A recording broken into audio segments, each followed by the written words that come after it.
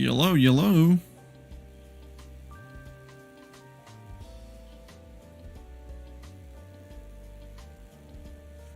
Uh-oh. Oh. I'm a little behind. Let me turn down the volume. There we go.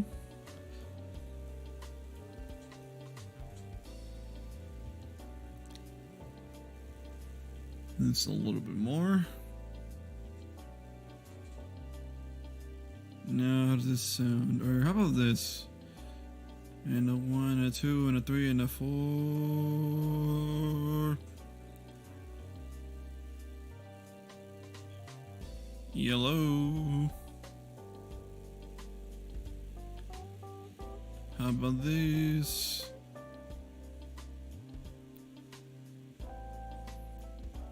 If I go all the way up, it sounds like this.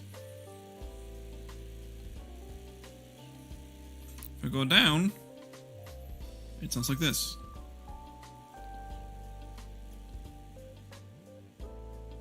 There we go. Yeah, there we go. Nice. Cool. I just have to open up my voice meter banana. Insert like meme. Instead of it's just it's what? Instead of Rennie he's drawing. Oh. Hello, Tyler.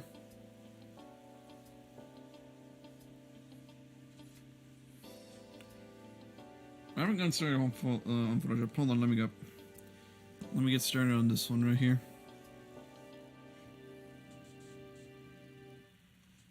Okay, volume is good, so I can switch my headphones.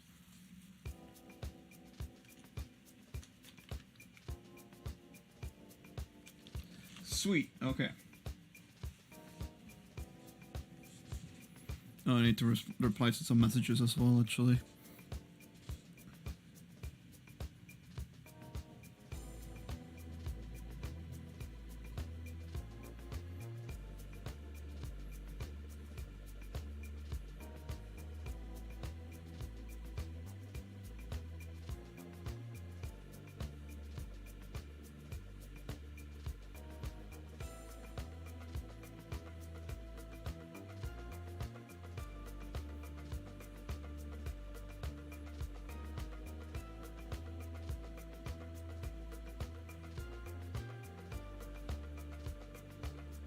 There we go. Let's see what else.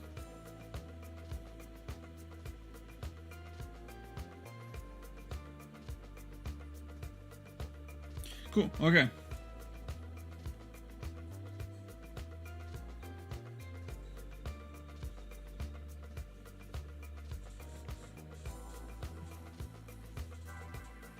Got a little bit of problem. My screen's not recording this thing. That's weird. Okay. I mean...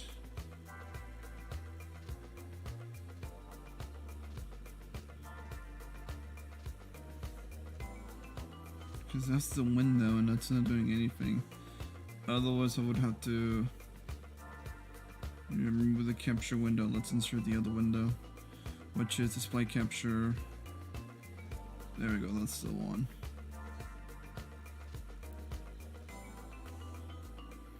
There we got Chen here.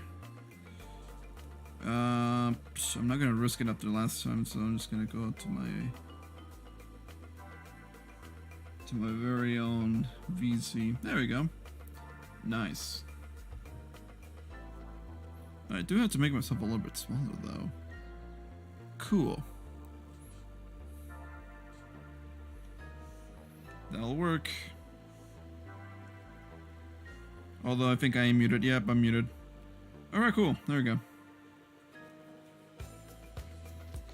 Awesome. Happy Saturday, everyone. Happy Saturday to everyone and all. I hope you guys are having a wonderful, fantastic day. And, you know, happy Mother's Day tomorrow. Or if it's you're living past midnight, then happy Mother's Day to your mom. Or to anyone that's a mom. And that are watching this for some reason. Anywho, this is what I've been working on lately, actually. We're doing a buff bird, actually, which is fantastic, to say the least. Very good. Also, where's my Pocky? There it is. I got my Pockies. Went to the store actually. Got myself a pack of Pockies, but not just any Pockies. It's an almond crush Pocky actually. Chocolate cream covered biscuit sticks. They were very, very, very affordable to say the least. And they came in a pack too, so it's awesome. It tastes like ice cream with nuts as well, but without the, you know, vanilla. Oh, an almond fell. Let me answer this actually.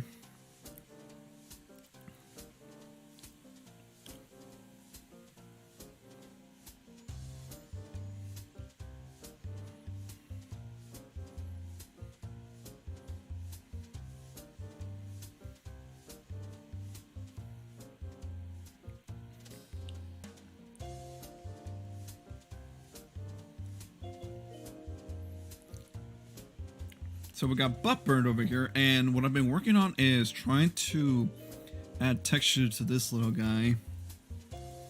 So far I finished one area, and I don't need to finish the other part, the other area right here. Which we highlight this, and we need to also grab the wand, the magic wand tool. We switch out the bucket tool for the gradient tool, and then we just go to town. I'd say a little bit slightly darker actually. Here, let me make it a little bit darker on this side. There we go.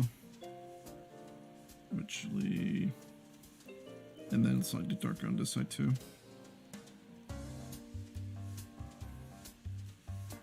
Slightly darker.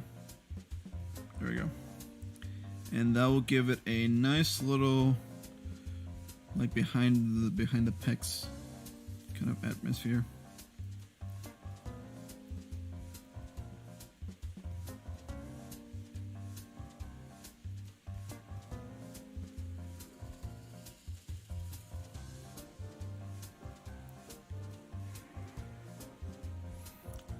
No, wait. A little bit closer. I think that will do it. Hold on. Just gotta make sure it's nice and even. Okay, good. Okay. That's that. Now, we just need to set textures. And what I mean by that is that we need to copy a little bit of the color, and then we just gotta make some strokes.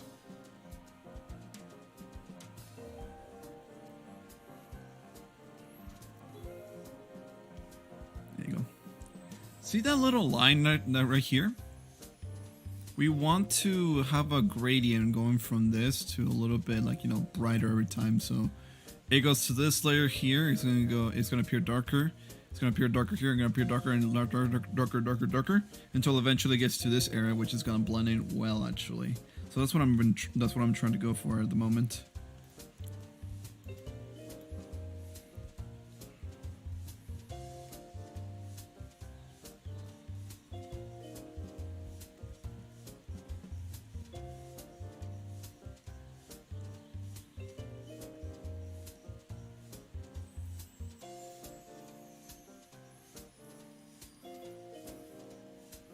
So I just want some strokes and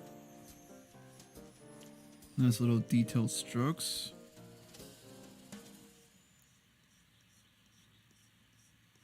Make sure they're all 100%. Because going a little bit transparent does mess up a little bit, and you're like thrown off. Also, you gotta be precise with how you make these strokes too, because otherwise, you know, you try to press the whole back button, the Control C button, undo, and it can only take you so far, so that's a problem with that.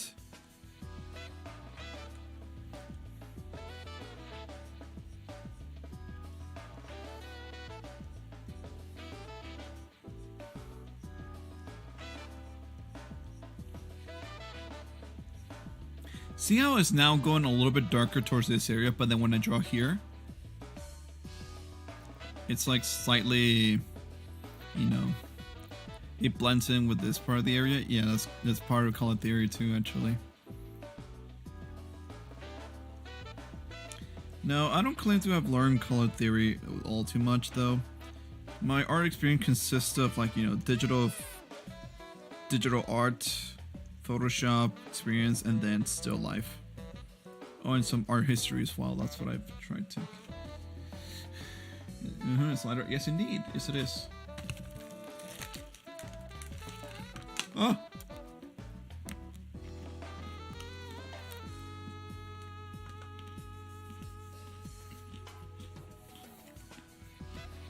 My freaking Pocky. It fell on my tablet. Anywho. I'm thirsty.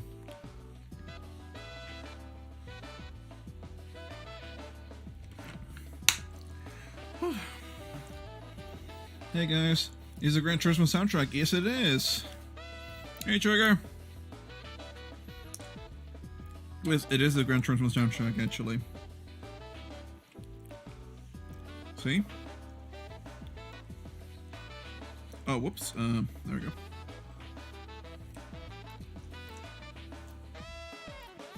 Yeah, today we're doing some drawing, yeah.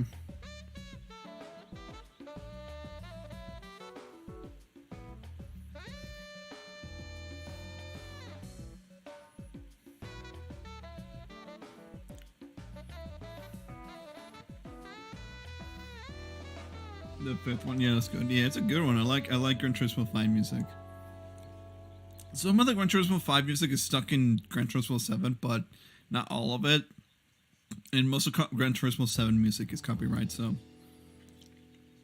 that's the problem with that. Alright, so we gotta go. We paste here, and then we're gonna draw a little bit more. See how it's now.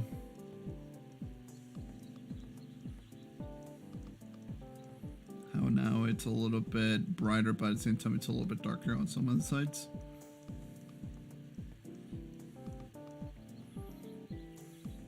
Not all of it, but yes. Yeah, no, some of the music from Gran Turismo 5 is there, but not all of it, unfortunately.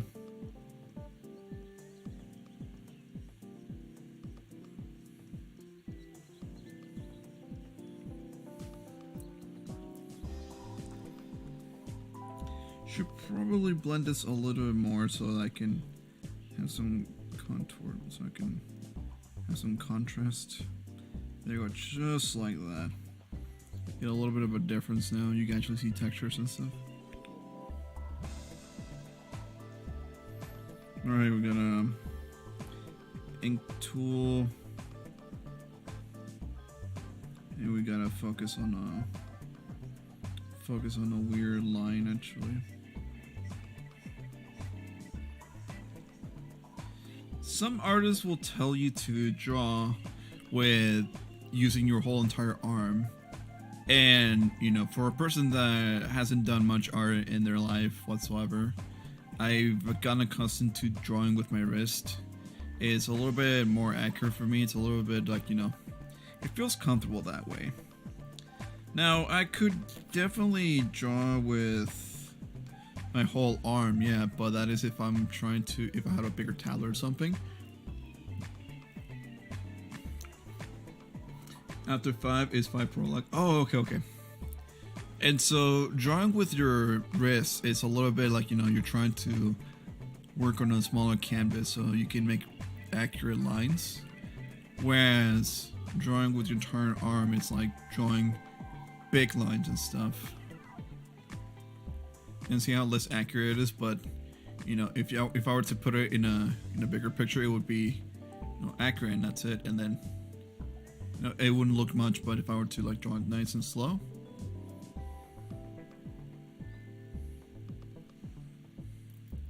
it will look a little bit accurate, but it will take a long time to do that line. So you want to work efficiently, and so your style depends on how you want to work things out. Also, you know, we can have some irregular feathers. Why not? I'm not being lazy. I'm just trying to make it look like a little bit natural. I do want to go for a natural feathery look, so that's where the textures are. And yes, I kind of am ripping off of this thing too. I'm doing traces and stuff. I honestly tried to learn how to... What? That's a buff bird. Yeah, bro. That's your. That's is that you on Giga Chet version? Yes, everyone. Yes, since everyone has been drawing Giga Chet stuff nowadays, I'm like, I might as well draw myself this too. So that's what I'm going for.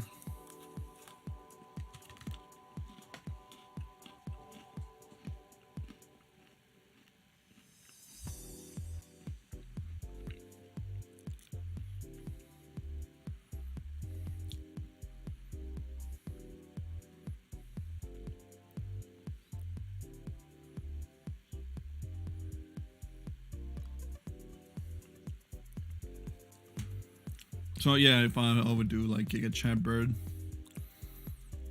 Oddly enough, I was planning to do this. What is it? This asset for a Hades stream, actually, the game Hades. I've been trying to think about doing that one because I wanted to copy the art style. But then I thought, you know what? I'll just take my own style and see what I can come up with and stuff. I'm still figuring out how my style works and how, you know, I go about doing things like this stuff as well.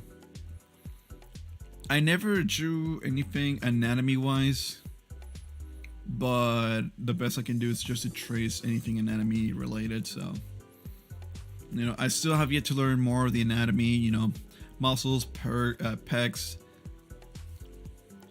all the whole caboose and stuff. So if I want to draw my own VTuber character, which I need to get started on, otherwise, you know, what's the point? Then I will need to also learn the anatomy of stuff.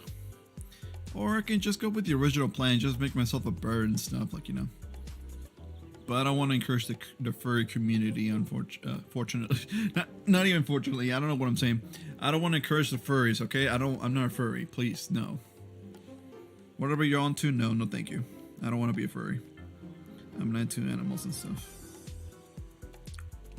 I just realized too, actually.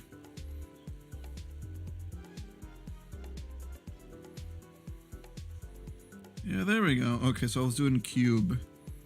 I was doing my brush setting was on a cube, actually. You know, and that's a funny thing too. The brushes do matter as well. Because not only do the brushes, like, you know, give you a nice sense of like, well, no, the brushes are meant to just like, you know, show off like how you draw in a certain way or anything. There are also brushes that give you like a certain texture too. So if I wanted a brush with stipples, I would choose one of the brushes here. Or if I wanted to do like a brush with a, what is it, with the transition and stuff, it would be kind of like this one here, 35. And you see how the brush is, like my cursor is. If I were to plant my pen here, this is what it looks like. Whereas going to this one here, see how different they look? That's what the brushes are for. To give it like a nice little different either drawing style, texture, and other stuff. It's just, you know, I'm just theorizing, but yeah, that's what it seems like to me. Anywho, we're gonna keep going with this one.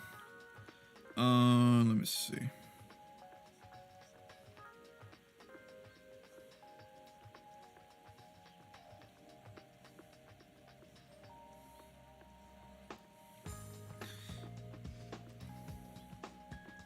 I don't think drawing up would be the good idea, actually.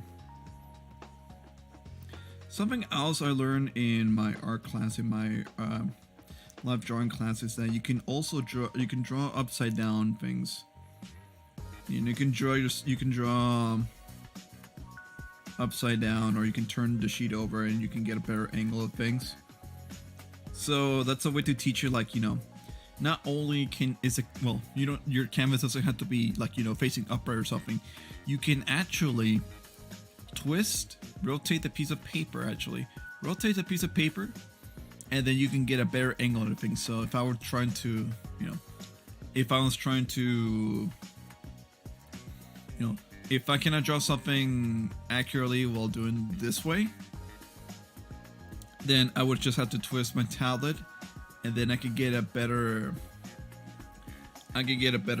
angle at drawing something. So here.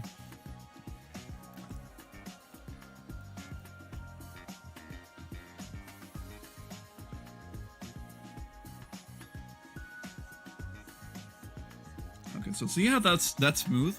That's because I turned the tablet upside down. Now, if I were to turn my tablet side back up as well,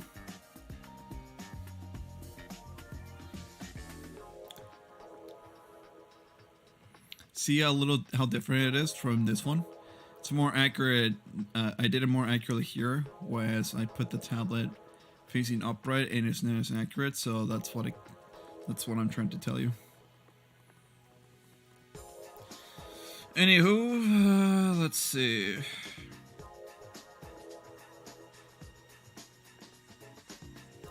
I better not draw too much upwards, because otherwise it's gonna look ugly and significant like that. There we go.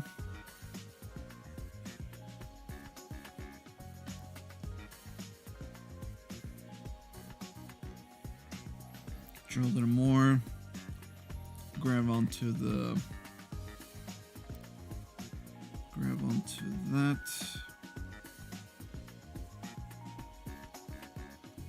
Go to town on that as well.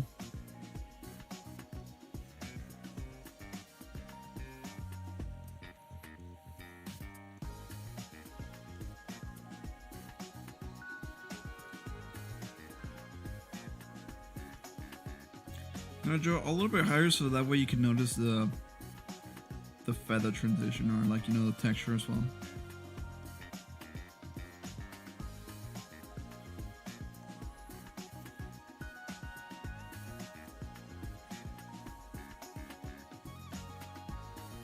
And if you look from over this angle, it looks a little bit messy, but we'll manage. It's fine. Just gotta keep going up a little bit.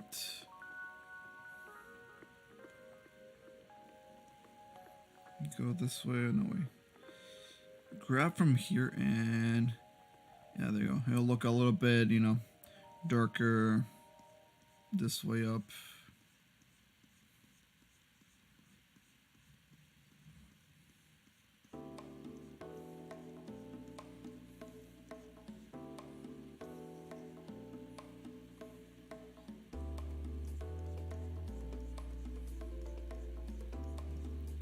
Just it needs more lighting.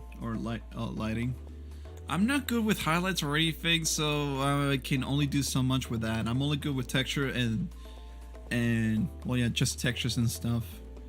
I'm not good with the lighting or anything else. I mean, the lighting, the best I could do in terms of lighting would just be like, you know, darkening the image, just erasing some parts of it, erasing the edit where, like, you know, the picture's dark and stuff. I'll show you what I mean in a few minutes or so, but like I said, I'm not good with highlights. I try highlights, and I'm not good with perspective where it comes to, you know, Lightroom, or, you know, how the lighting's supposed to hit. I'm not good with that. That's why some of my drawings are, like, you know, are very vivid and very colorful and bright as well.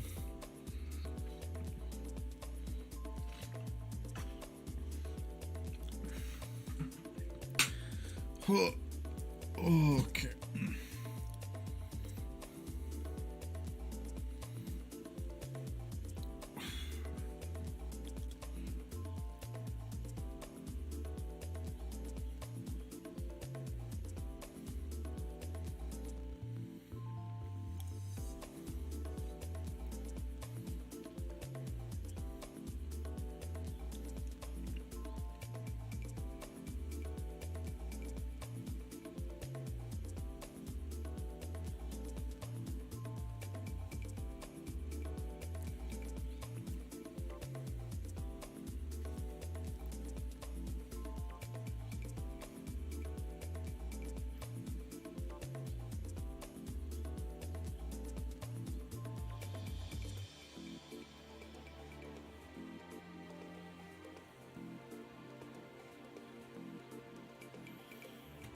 Oh, sorry. I don't know how, but I swallow the water a little bit harshly.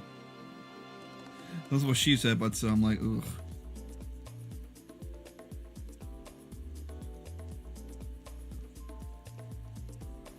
Okay, that's where I need to make it less. There we go. That's what I need to see.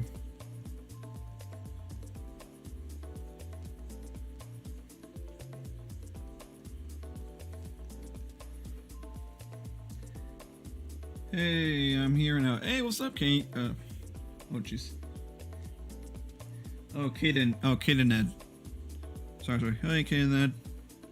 Hey, welcome to a drawing stream. It's not got a phone. It's not got a phone just yet, though.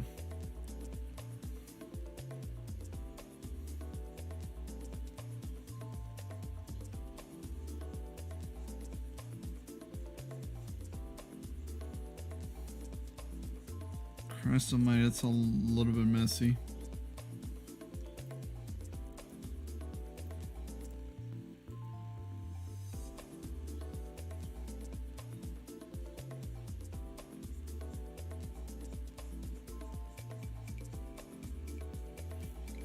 I don't like how that looks.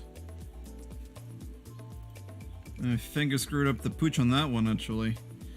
Yikes. Okay, well, here we go again, then. Let's erase that part, and let's do it all over again. And that's what discourages me so easily from doing this kind of stuff, because, you know, you can only go back so much and so far, and you cannot progress any further. You cannot go back any more than what you already did. So I have to do this all over again, and wow, that's a shame. Right. I gotta see what other brush I can use for like feather strokes. Wait, I do have a feather strokes settings. Fading brush, feather strokes. Yes, I do actually. Here. This is the feather strokes.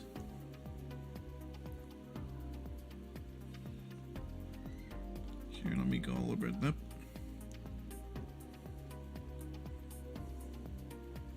Yeah, that's feather strokes, but at the same time, it's not like those feather strokes.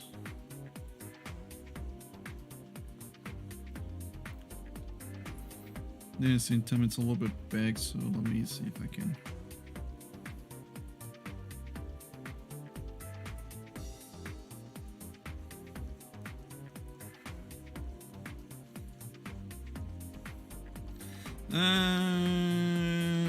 I don't know about that one, actually. Also, it's a little bit hard for me to just, like, you know, draw naturally or like with a smooth flow, because I just draw straight lines and I try to be consistent with the lines. It's a little bit hard to be inconsistent with lines, you know? Because instead of like doing something like, oh, I don't know, just draw... going lower, I tend to draw like this. Like, you see how consistent that is versus just like, you know, that. Yeah, that's why. Unless if I can just, hold on.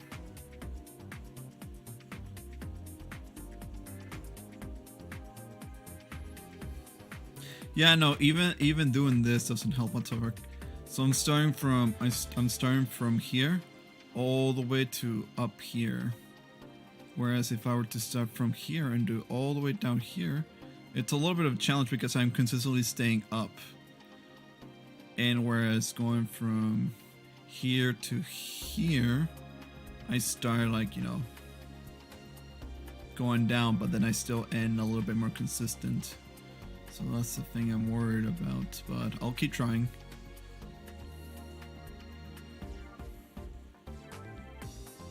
And that's the problem too, that's a little bit darker too on that part. So we'll need to figure that out. Also, it's a 46, so that's not good. Also, it's a little bit too dark, so let me see if I can. Yeah, there we go. Alright.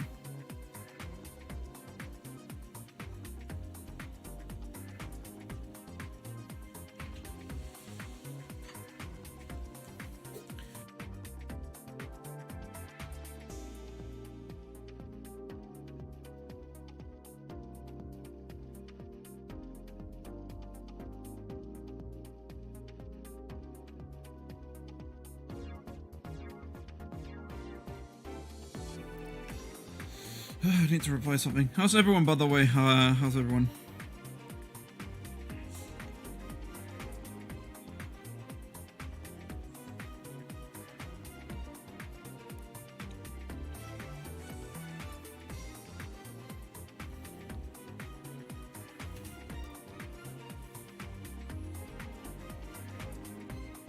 Pretty good. Eating dinner and watching some baseball.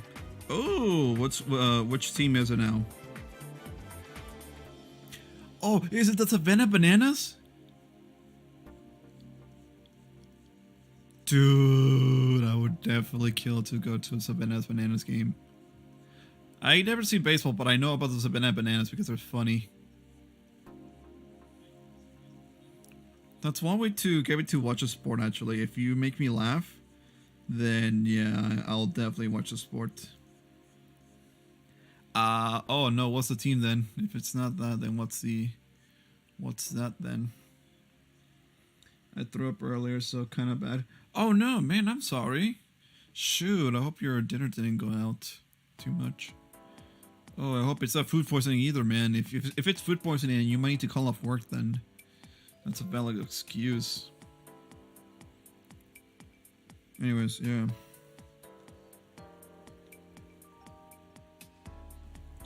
Going up a little bit on the brightness scale, a little bit. Up a little bit. There we go.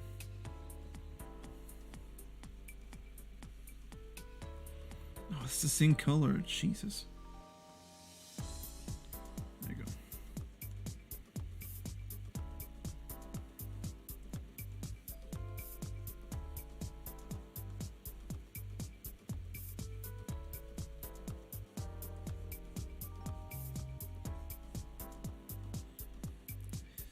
Do you have water and medicine? Drink those if you haven't. Yeah, get some Pepto-Bismol or something else actually for when you're vomiting. I do. I'm feeling a lot better actually. I was forced before I threw up though. Oh, I wonder what it is then. If it's food poisoning, then yeah. If you have any plans to go to work tomorrow, call them off because you have food poisoning. It's a valid excuse actually.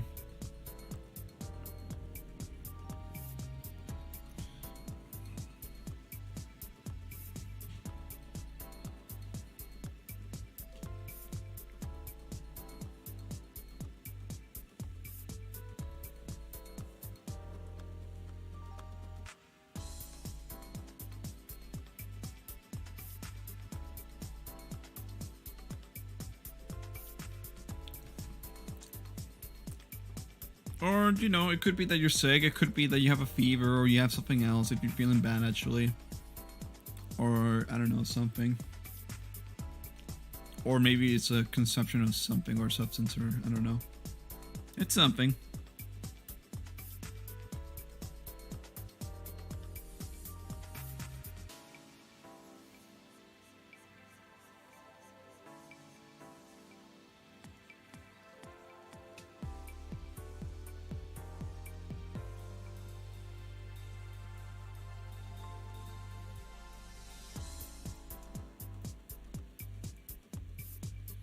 I'm pretty sure I just didn't chew my food good enough. Oh, you were choking maybe. Oh, did you probably ate a lot then? That's a problem then. And mother frickin' hell, I gotta start over again. Just, I don't seem to get it right, man. I don't get it. Here. Maybe this will do it.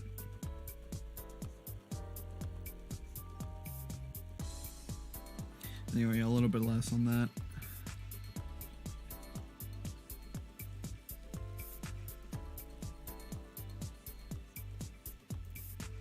How does that look?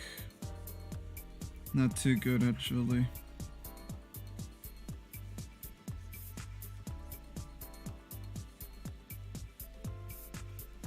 Not too good either. I want it to look like this, though. Yeah, there's probably a line somewhere that needs closing.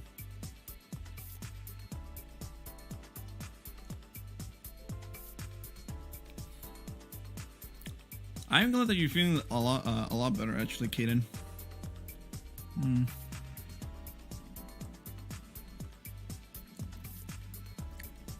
Or maybe it's the way I'm doing the gradient actually. Hold on.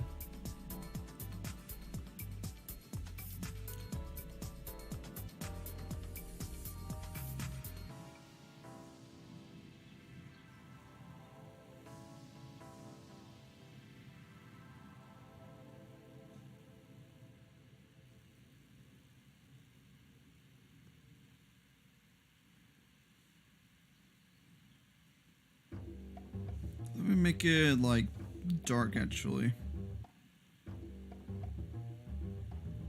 Yeah, they'll do it there, just like that. Okay. And then if we were to do, yeah, a little bit like that. And then we can have actually like, you know, the right density of, yeah, that's what I'm waiting. That's what I was hoping for.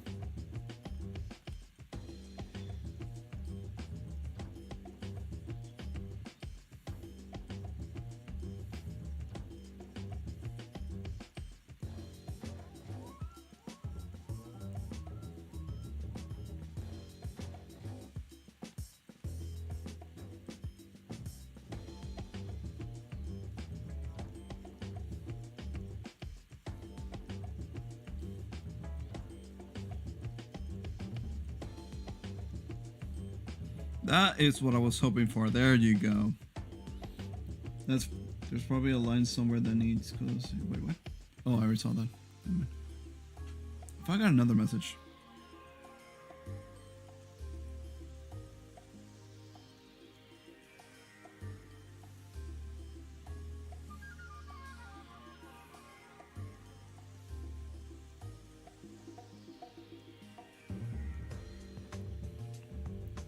Movie watch along.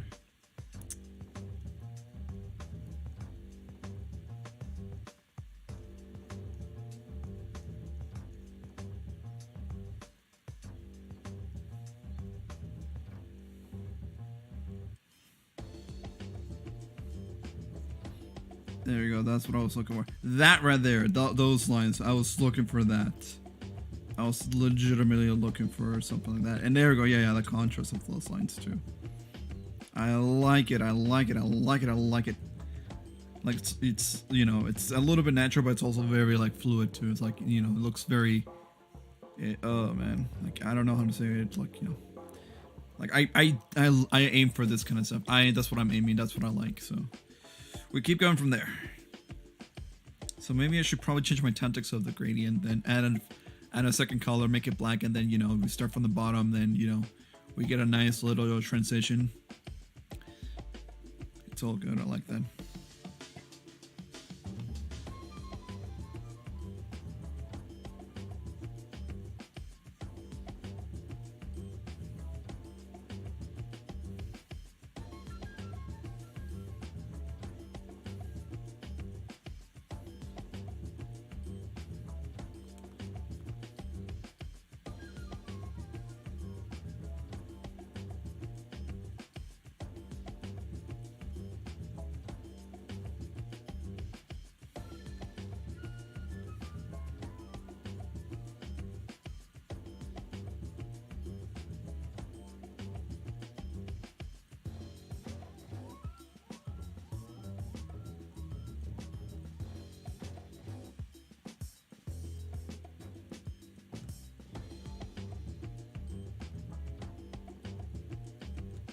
There you go, that should be fine.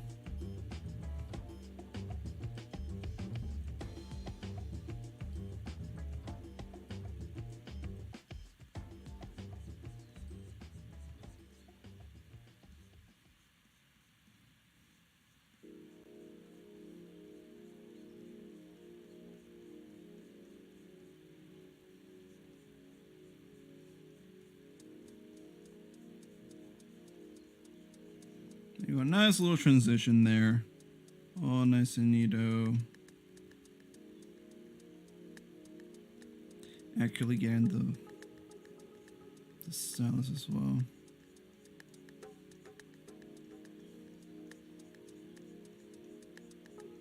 And now we get one of the brighter colors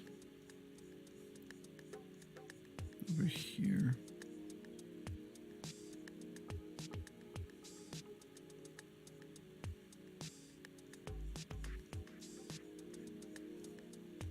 we borrow from this part here as well.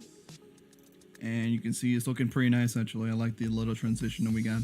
The little extreme transition is what I aim for actually, because you know, it looks nice and good, but I like some kind of like, you know, some rough edges and stuff on that. I kind of like that touch, you know. It's a pretty good style in my opinion for me.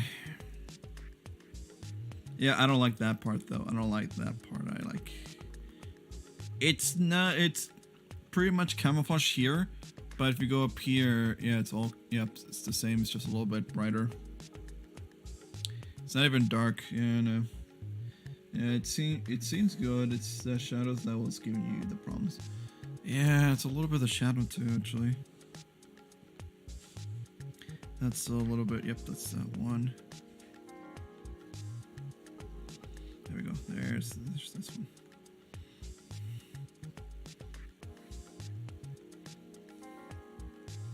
There we go. I was looking for that one too. There we go. Nice. It's bright over here, but it's dark over there. That's what I like.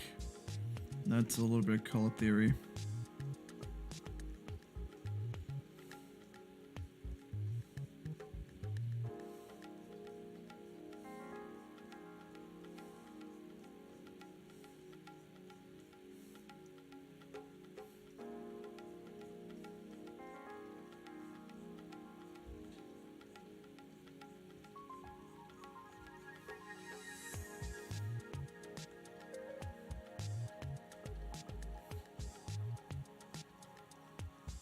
And we're moving from slightly worse. No, wait, this is good. This is good. This part is good.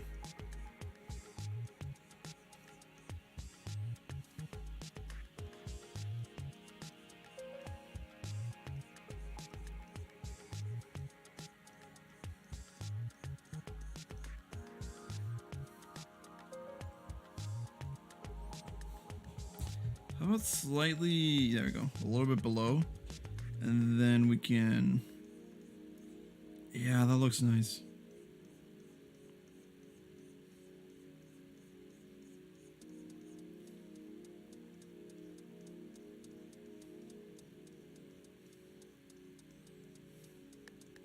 They're nice and easy, nice.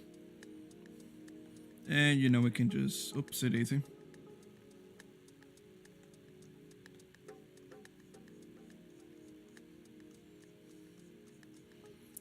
I don't like how I'm pressing hard, how hard I'm pressing my pencil. I need to change it to a 6 pixel.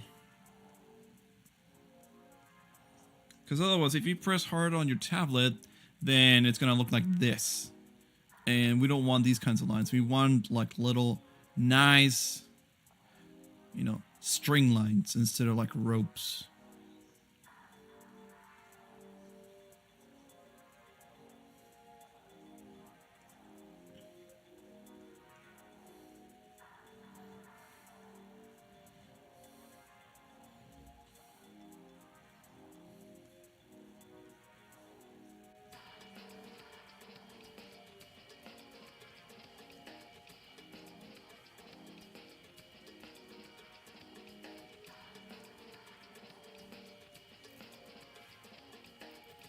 How's that looking? That's looking pretty nice, actually.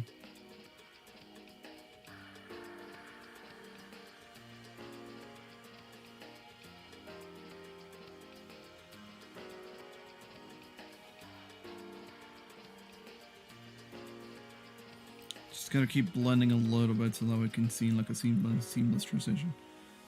It's a little bit flawed, but you know, it's pretty good so far looking. Then we need to borrow another color from down here, actually. So that way, yep, that's a problem now. It's not being too dark.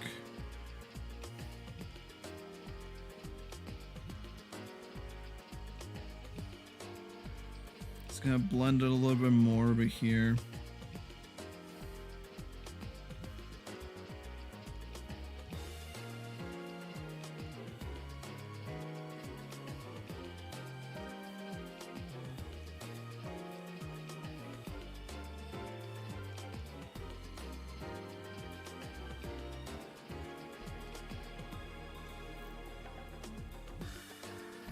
And I think that's where the transition ends right here, actually, because it ends here. So I think that's pretty good, actually, for the muscle part, actually. I like that. Alternatively, I can just make it a little bit brighter, actually. Like so, yeah. Instead of just, you know, making, there we go, a little bit brighter. There we go, there. It blends correctly too, so that's pretty nice. Alright, all we need to do is just merge down, and that's about it. That's pretty good. Okay. Somehow that took me 20 minutes. I don't know why, but it did.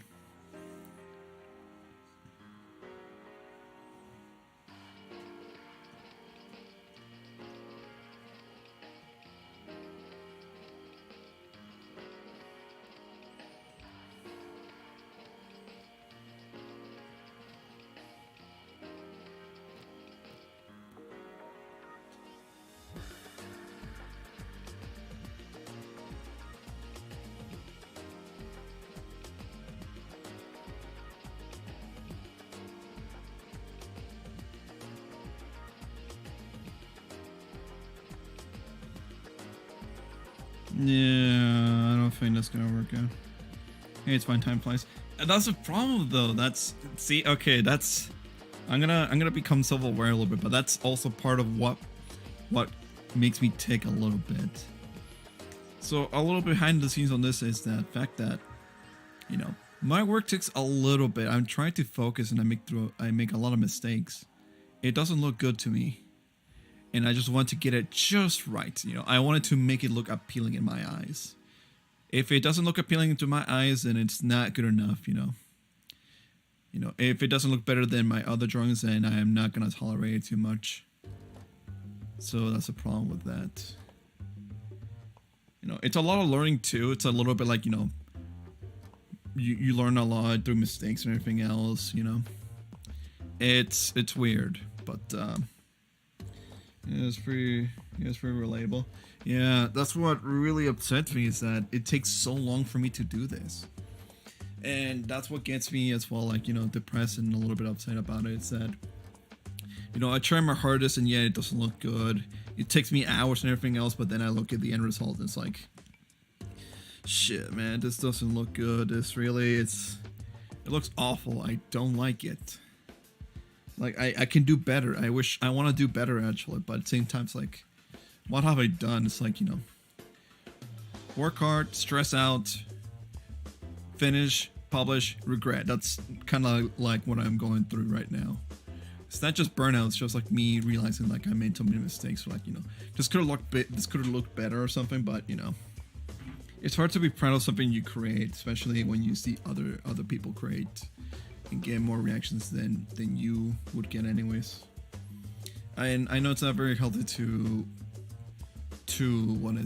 compare yourself to others, but it's a little bit of the truth that you gotta compare yourself to others, because otherwise you can't just say like, oh no, my drawing's perfect or anything else. Like, you need some criticism, you need some guidance, you know, you need to know where you actually gonna go in life, or what goal you need to follow, or, you know, I cannot just draw stick figures and like, okay, this is the work, or how come people don't like it? I do the best stick figures ever. Like, you can do much more than just stick figures. Trust me, buddy. You can do so much, and yeah, that's how I feel like, you know.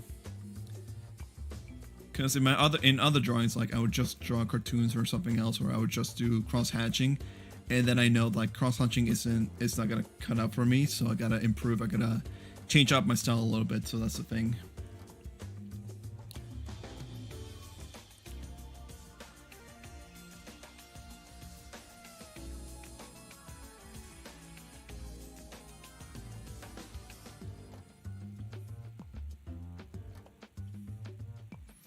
Oh, by the way, for those who follow Ayano Spectre, if you're subscribed to her, you can watch the movie if you like. I am really not big into movies anymore, man. I had my childhood filled with movies. I watch a lot of VHS and stuff, and I saw a lot of Iron Man 2 on DVD. I still have like a bunch of DVD movies in a DVD cassette tape or cassette player or DVD player as well. I used to watch a lot of movies back in my day, and you know, I found out about video games, and so I enjoy them much more than movies and stuff. Like it's pretty good. Some movies are amazing, not gonna lie, but I'm just like I have preferences and stuff. So I mean, yeah, I would love to watch some movies and stuff, but I'm like, I just don't feel like watching a movie right now, man. I want to actually do something. I want to be creative. I want to actually, you know, experience something that I can be proud of or something like joy and stuff. Instead of like, you know, going to a movie and just see like, oh my god, this guy's awesome. Wow. Incredible or something like, I don't know. Anyways, that's one ramble after another. Let me see. That's why I love video games too. I love video games because not only does it have like visual story or something, it has gameplay. It's you can play with it. It's interactive. There's music. There's characters you love, hate, and everything else. Why settle for something that you cannot interact with? You know? Why settle for that when you can actually play a game? You know, I would rather try that food again. To try the food? Oh, please don't be the one food that you actually threw up. Try to take it easy. Try not to chew too much if that's the problem. If you were chewing and then you swallow and then you threw up and everything, then try to chew a little bit slower. Don't, you know, chug the entire meal or something. Just try and take it easy, you know. Try to enjoy the flavor at least. You know how people chew with their mouth open? There's a reason for that. And some of the people chew with their mouth open because they're not educated on that, but the reason why people do it is to get a sense of the flavor too. So you let the oxygen in and you get the aroma from the food too into your mouth. You know, it also clears up the smell too. Because the smell, you can actually taste the smell too.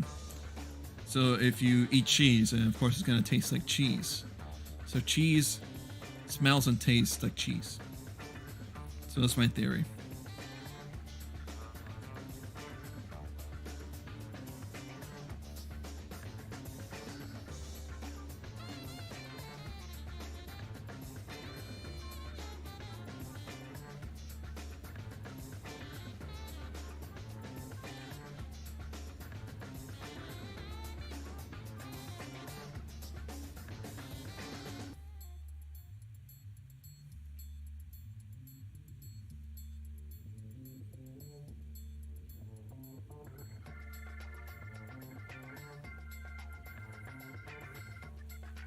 Don't worry, it's not that. Just having a sandwich and chips. Okay, go for it, yeah. Ooh, a sandwich. I love sandwiches. Yeah. Anyways, yeah, that's my thing. That's my rant about movies. Done and done. Okay, I think we're gonna still start to wrap up the whole drawing a little bit because we finished with textures. I think. Oh, we haven't finished. There's still something else I gotta do. Hold on. And that is to actually make the feathers outside, but let me just focus on these things too. So that's that. That's pretty good. That looks awesome.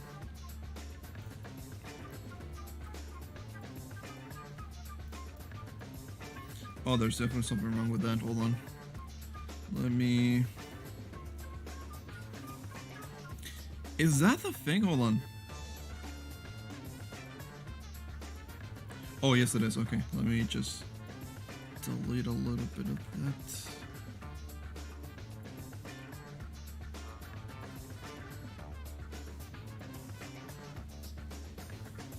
What's this part then? That's the... Oh, that's the part. Okay, that's the thing.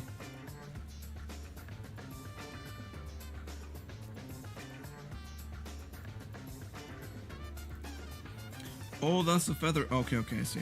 Got it.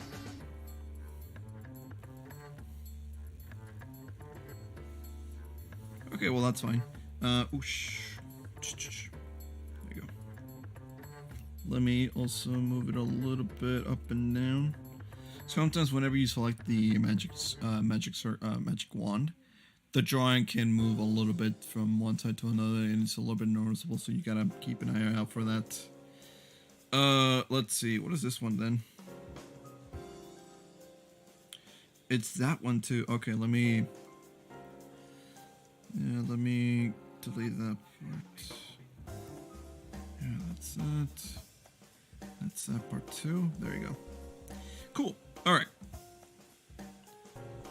Choose that part and let me see. Let me go overall to the group. Right. So there's nothing. Also, yeah. Also, this is what it looks like. It's what the original drawing comes from. This is the original guy that made this thing.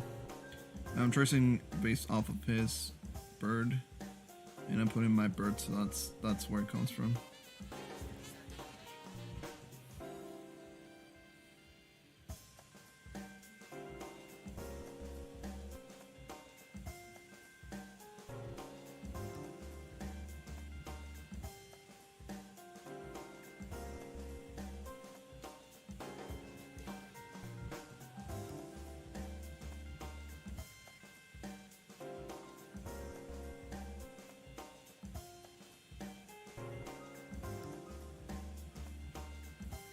It's a little bit dark in here. Oh well. Let's see. Oh, there we go. All right. It's gonna be difficult to draw this part because for one, I don't know how I should go about drawing this part here, but I guess I should probably. Let's see. It's drawing this part here, and it's choosing that tool, and then it's doing this. Let's see if I can get it. It's right here. It's doing this. So we want to do that. Okay, I see. It's realizing, like, you know, how do you go about this? You know, it's the how that worries me a little bit so much. You know. What brush would look good at doing this? Maybe that brush will look good actually, because what's the size of that one? Maybe that will probably look good. It looks faint. There you go. How about this? But wait, how about a little bit darker? Oh yeah, that's pretty noticeable actually. Yeah, that's nice. Okay.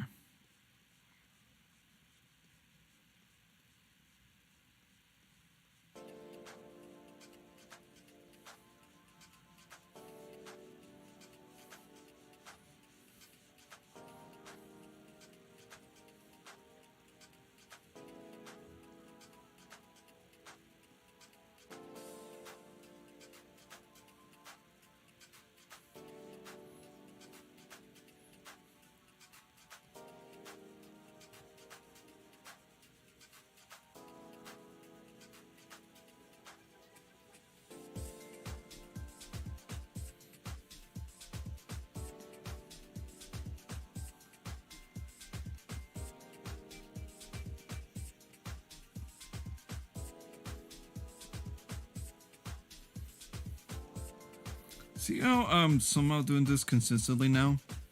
That's not good. See how it's like it's a little bit of a circle? Instead of like, you know, doing a little curve and stuff like it's supposed to. It's not, unfortunately. So we need to erase that part again. So we need to square tool, yeah, because why not? Delete all of that. And select the pen tool actually instead. So we want, there we go, this.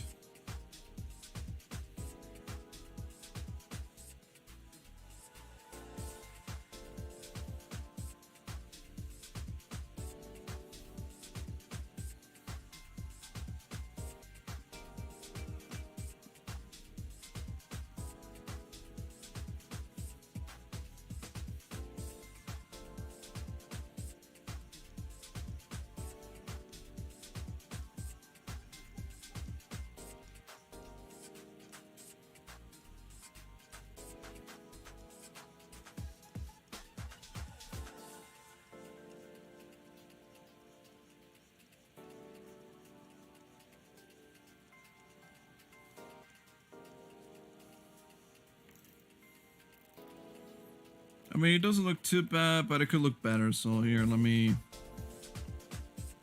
use this little fluffy pen, and then we just, there we go. Now we don't have many rough lines and stuff.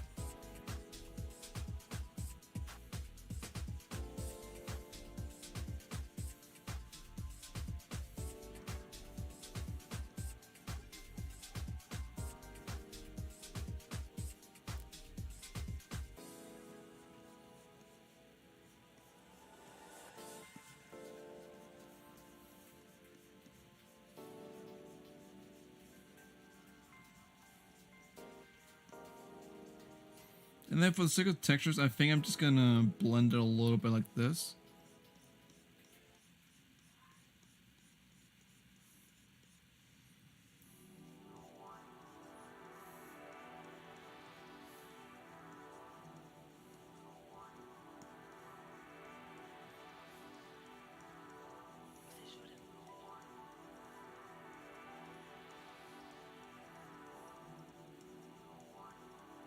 Flick the wrist, flick at the wrist, flick at the wrist, the wrist, the wrist.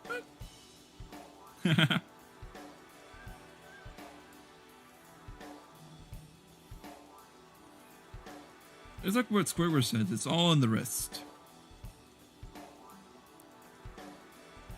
And that's what it is for me. Maybe I draw art like Squidward sometimes. Maybe I behave like Squidward and everything else. It's like just like the memes I saw of SpongeBob, like, you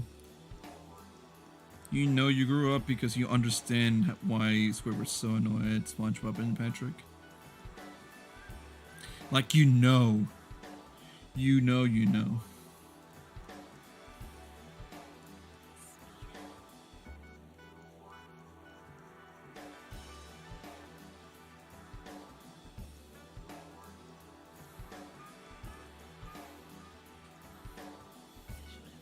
I know that you know.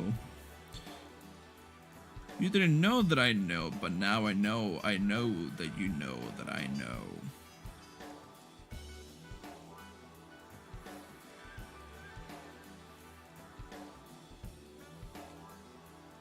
Get it nice and just do your nice little strokes here. And if you look from a distance, it looks good. Now if I were to just put it a little bit higher, it will look a little bit like this. Nope.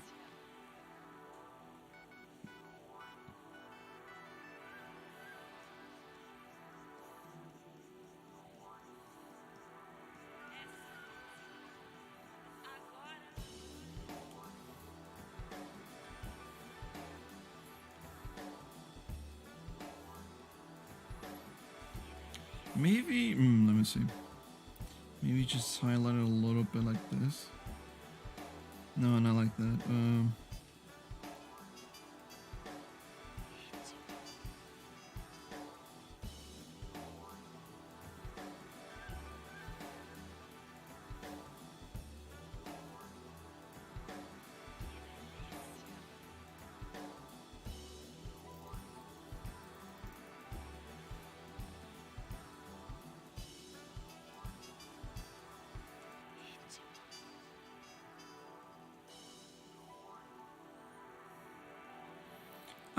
That's just what I needed. So I needed a brighter color than this. Got it. And then we can take it home and just do this part here. And then we can just...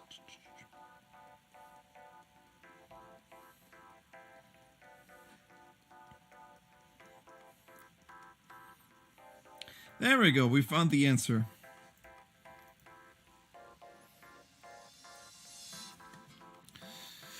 Oh, just let me stretch. Oh my god. Okay. Oh my back. Okay. Right, so we found the answer to the knee, or the thigh, that is. So we got the thigh texture a little bit. No, it doesn't look the best, but I can try to do something actually here. Where's my pen? There it is. Okay. What I could probably do is just texturize this part and then blend this by going a little bit, towards this side. Because it's a little bit of a rough line right here. Oh, wait, no, that's one. This one, this way.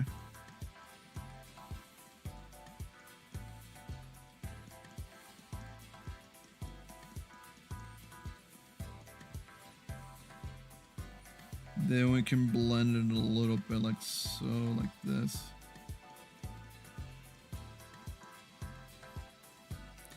And that's how we're able to get this part in. Blend it as well over here.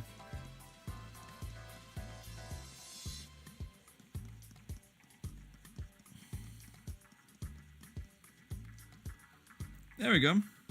Now it looks a little bit more natural, so that's fine.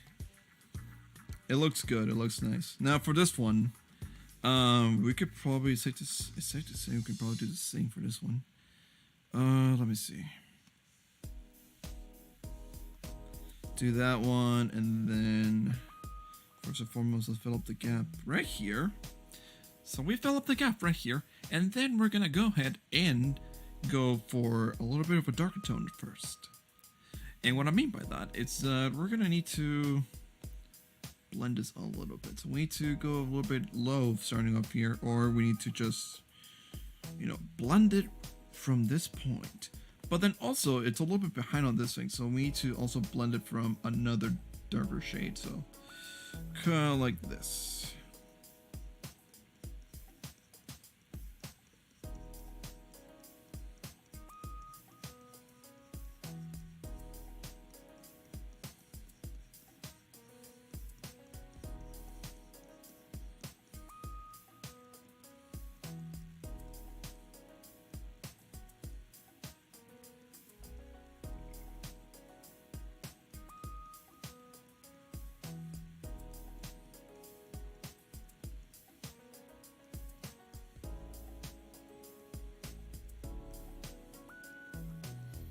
Get it nice and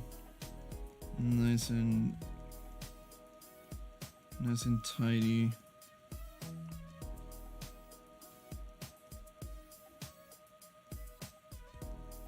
I want to create a little crescent-like structure. Then we can go ahead and make this a little bit brighter, and then that's how we get the next set. No, it's a little bit too dark. Okay, let's delete that part. Oh, I didn't mean to do that. Control-Shift-C. That's how to redo that part.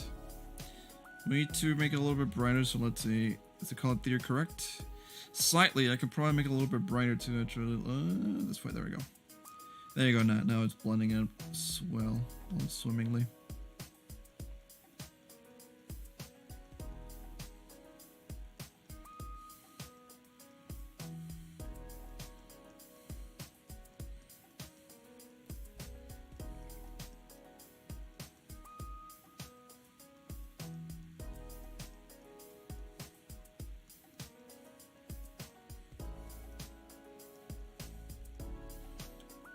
Fill up the gaps a little bit more. Make sure there's no like overbearing light strokes. Just gonna make sure of that. I love this song. The Hat That Flew Away. That's my favorite. That's one of my favorites actually. Okay, make this a little bit brighter, but not too bright, because otherwise it's not gonna be too dark. Nope, a little bit more. There we go. Yep, I think that's good. We want it to be a little bit visibly dark, you know.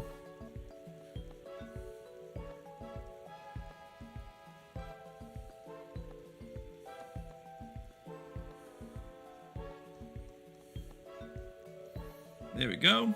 Okay, now, this will be the number color, but we also need to make it a little bit brighter, too, right here. From there on, we can blend this a little bit.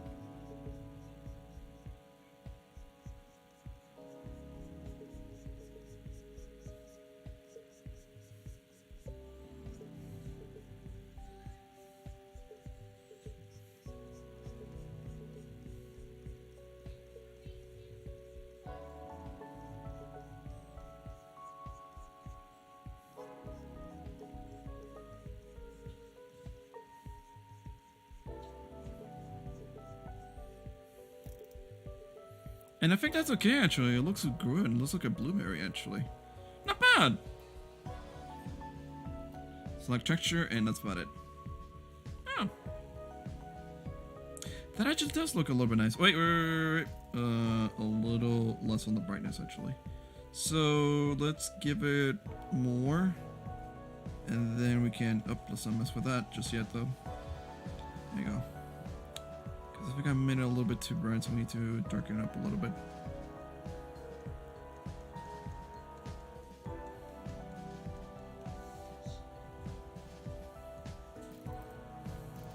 There you go, I think we're good on that one. Oh wait, but also, hold on. This is that, and this is... There we go, yes. See? ¿Vale? Solo? Okay. Bye. Well, I'll be right back.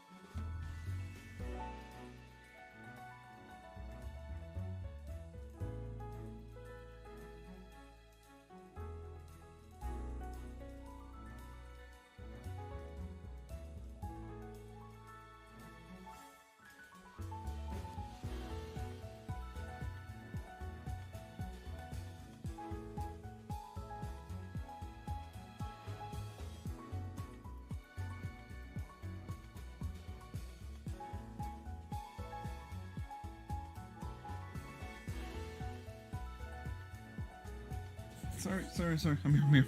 Sorry about that. Sorry, it's just I got called to have my brother part the cake actually. It's my brother's 14th birthday today, and that's why I took a little bit long to stream actually, because we were going out to celebrate his birthday. So we first went to Dave & Buster's for, you know, to have a meal and everything else. I do not recommend you to go to Dave & Buster's for any meals whatsoever. It's so expensive, but it's also bad actually. I order a regular American cheeseburger with the with fries, but with the truffle mushrooms, and it didn't taste that good actually. It tasted salty and it tasted like a little bit acidic or sour actually, and it wasn't that good for me. It was like ugh.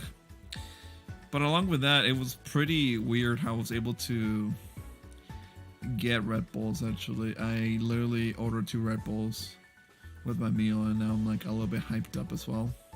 But I've been drinking a lot of water lately too, so that's the thing about it. Also, I didn't notice that. Hold on. If you see the leg, it blends in a little bit too well actually. Like if you see the general area here. Let me point that out. Let me point out what I mean. Like this area right here, how it's all like it is. It's like that, but it's blended, you know. It looks like it's part of the thing too, so that's what I'm impressed for. That's the thing that impressed me the most.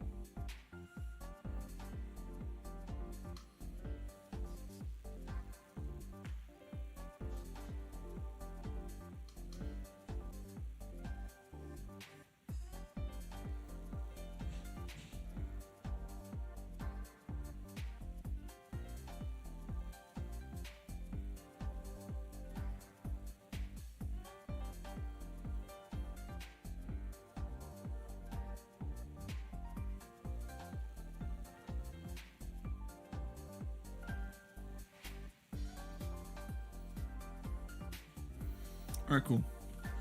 Let me see what else. Okay, so we finished the... Ooh, wow, that looks a little cursed. That's fine. We finished the wings. We just need to texture the chin, actually. So let's texture those parts. We need to... Oh, what is it? There you go. Magic tool, that. I kind of don't know how I want to go about this. I think I know. Hold on. What if we made it a little bit white and then we just go to town on it? Hold on. Okay, go a little bit higher like that, and then oh yeah, that looks good. Okay, cool.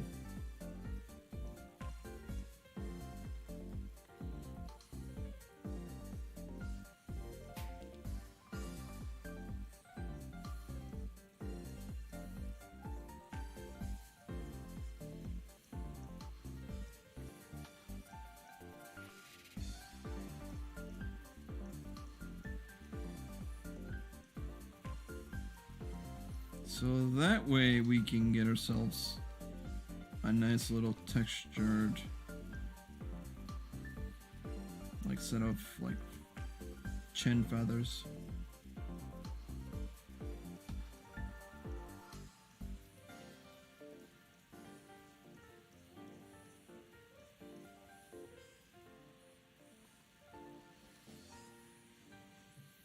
And then from there we can just work on a little simple shading actually. Yeah, like this. Yeah, that should do it.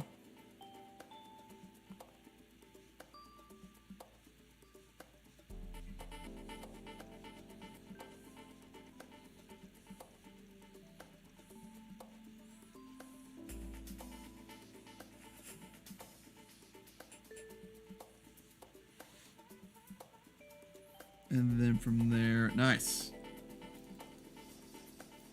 Because I kind of want the texture to look like Colonel Sanders, actually. So yeah, this is what I mean. I want to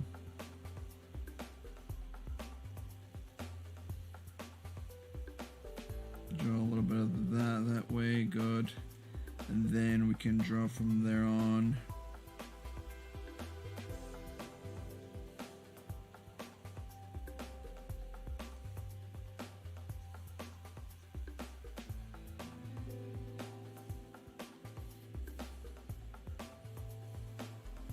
Which is pretty nice, actually.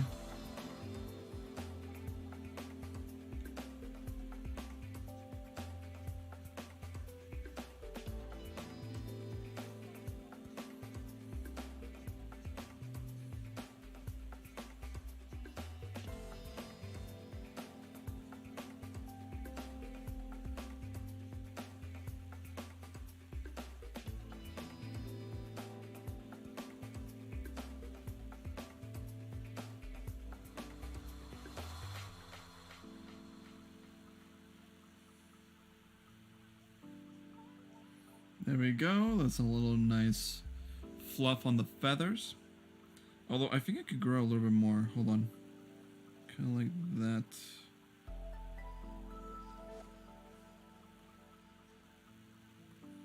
Give it like a few.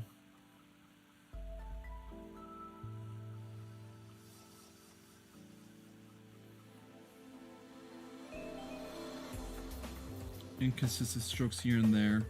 And then we do the same for that side as well.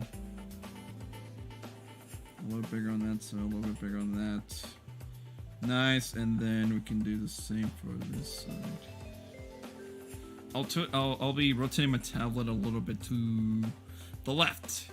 Nearly 90 degrees, but it's gonna be less than 90 degrees. It's gonna be like 70 degrees. So I'm gonna rotate it and I'm gonna draw down. So that way I can get a good and accurate line, or a little less, you know, organic line to say the least.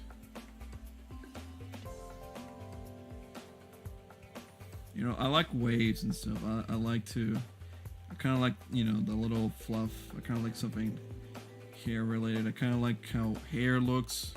So that's what I'm doing this. At the same time, I don't want it to be consistent I don't want it to be a line. I want it to be like, you know, crazy like that. Like having waves. So that's what I'm trying to do carefully. Because otherwise, if I go crazy, it'll be a little bit irrational with how the length of the hair, so the length of the feather. So it could be like that, or it could be like this.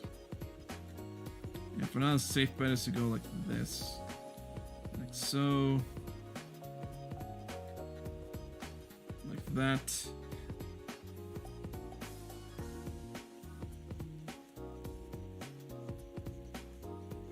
For now, we just want to blend some of the rough lines I hear from the magic wand, because, you know, if you draw within the selected area, then you're just gonna get rough edges and stuff, so we want to make them a little bit smoother instead of just having the edges sit like, you know, pixelated, kind of like how this looks right here.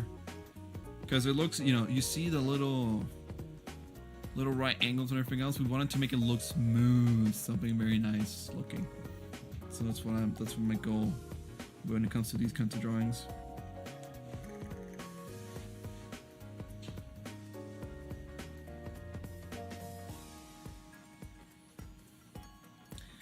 Okay, let's keep this going. Let's keep that going.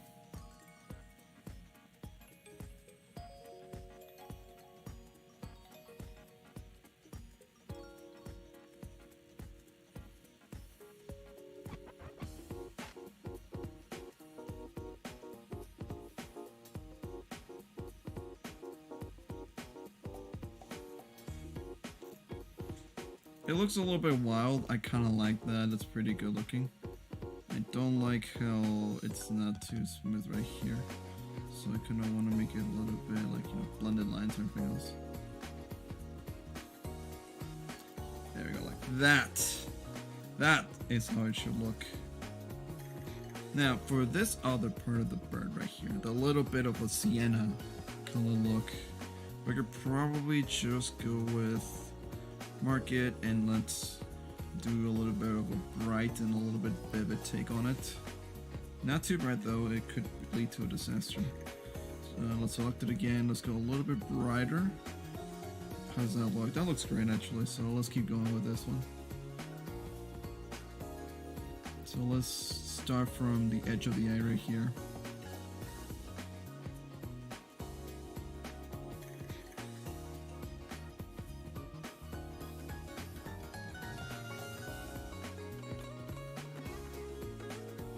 And then, you know, this looks fine, but we also want to also include a little bit of a brighter side as well.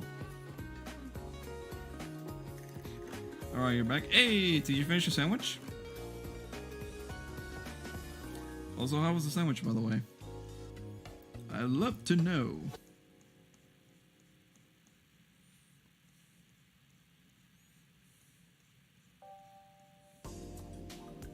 There we go. Nice! This actually looks good. Okay. And then we just gotta make it...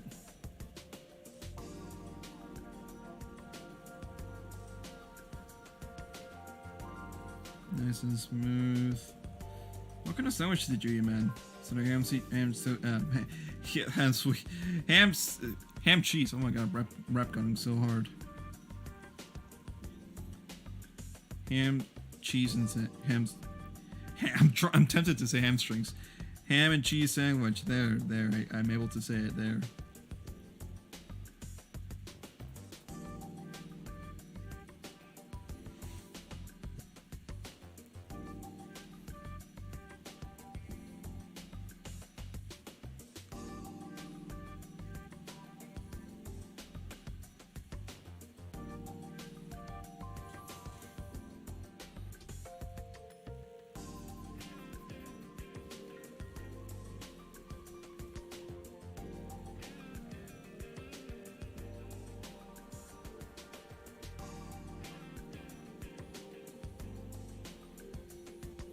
There you go, it's standing a little bit back.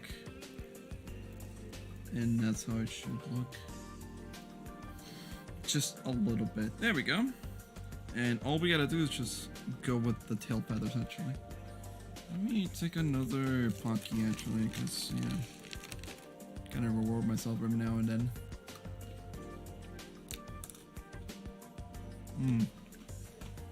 It's pretty good. And all this talking made me a little bit thirsty, so I gotta drink water.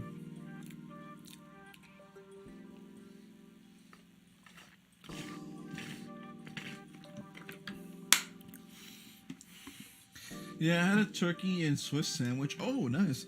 And I put some chips in it. I'm gonna say I mixed it 1,000 times better. Yeah! I'm not the only one who thinks of that. Well, you and I are not the only ones. We have a bunch of people who do that too.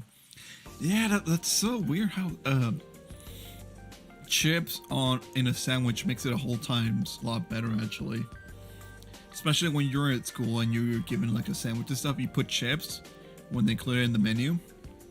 You put like barbecue. I would put barbecue chips on my sandwich, and oh, it would give it so much flavor too, because you know, chips are spices. You know, salsa is a spice. And if you add some of the crunchy and a little salty spice, you know, you add more texture to the sandwich, you know. It's not just soft and chewy and everything else. It's nice and crunchy in the inside. It's kind of like a pickle, but more of a fried pickle if you ask me. But still, it's pretty good actually. It's pretty nice. So I am glad that you got yourself a Swiss sandwich, turkey and Swiss sandwich, Kaden. It's pretty nice actually. I see that I got pink somewhere.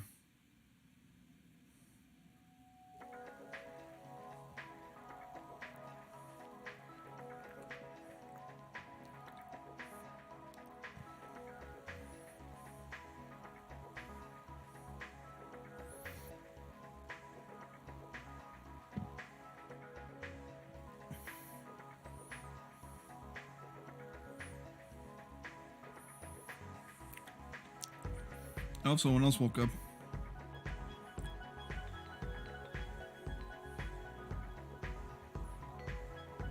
Yeah, the whole thing with chips and everything else. I like spicy chips actually. Those are my favorites.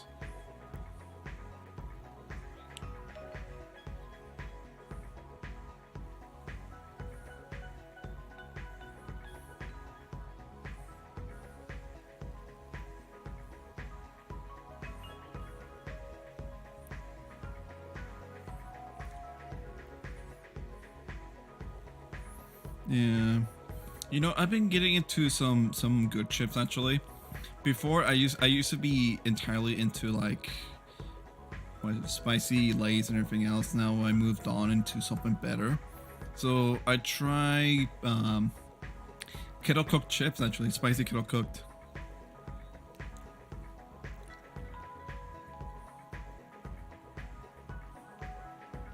So kettle cooked are something else actually. They're not fried, but they're something else. Like they're, what is it? They're, what is the word for it? The way they're made, they're different than rather just fry them and everything else. And I like the texture of it too, and I like the form of the chip. Makes it very unique. And then the kettle cooked spicy chips as well, the jalapeno ones. Oh, they're so delicious too. They're spicy. They give a decent kick. But,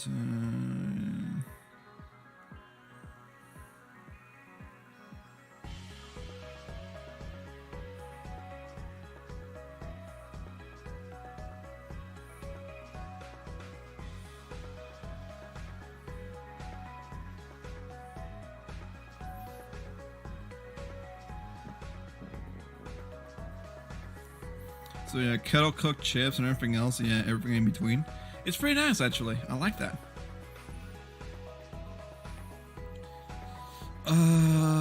Let me just take a small break. I have some people chatting on my personal Discord, so. Me no likey, she says. Let me give myself a Pocky, another Pocky.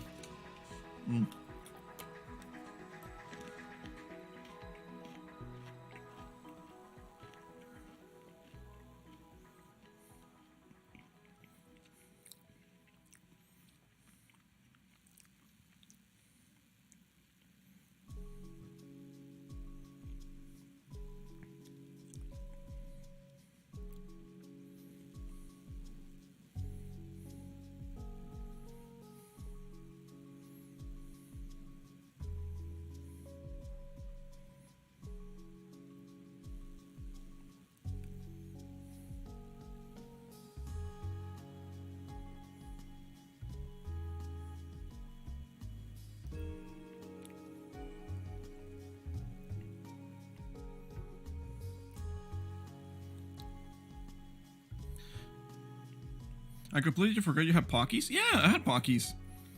And so, also, sorry, Jesus. Oh god. If only I can multitask.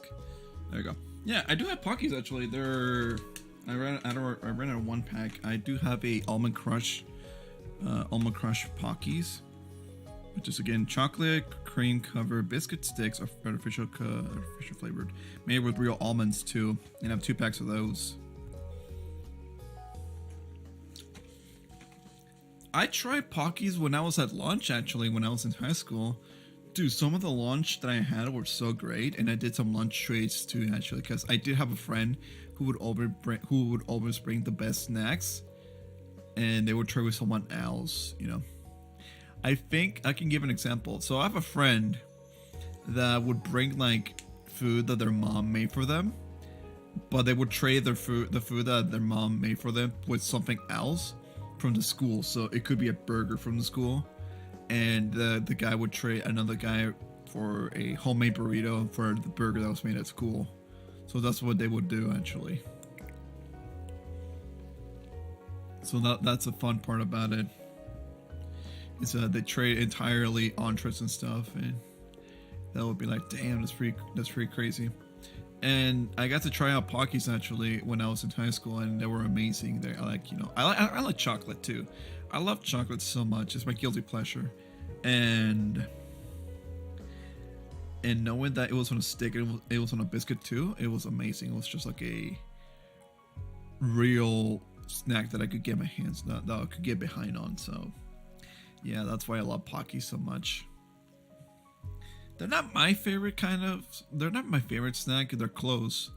They're like a close top 20 actually, but they're not top 5 quite yet though. I have to try them more. Anyways, moving back to the drawing, we need to work on the tail feathers. So for that, I think it will be easy. So here, we already made ourselves some curves, and those little indents means that that's where there's gonna be a tail between the curves. So here, let me show you an example. Right here, put it here, lower down, and you see the little line that I just made? That's the line.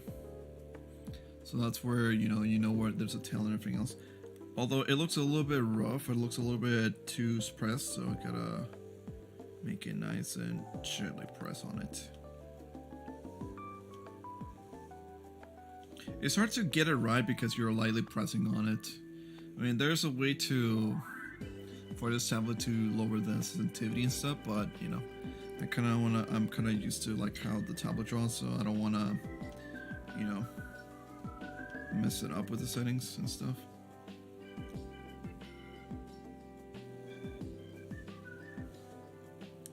That's one.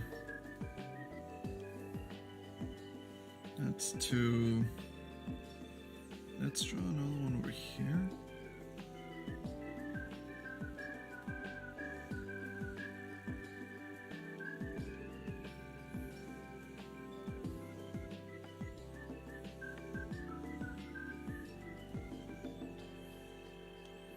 Not two this way. There you go, nice.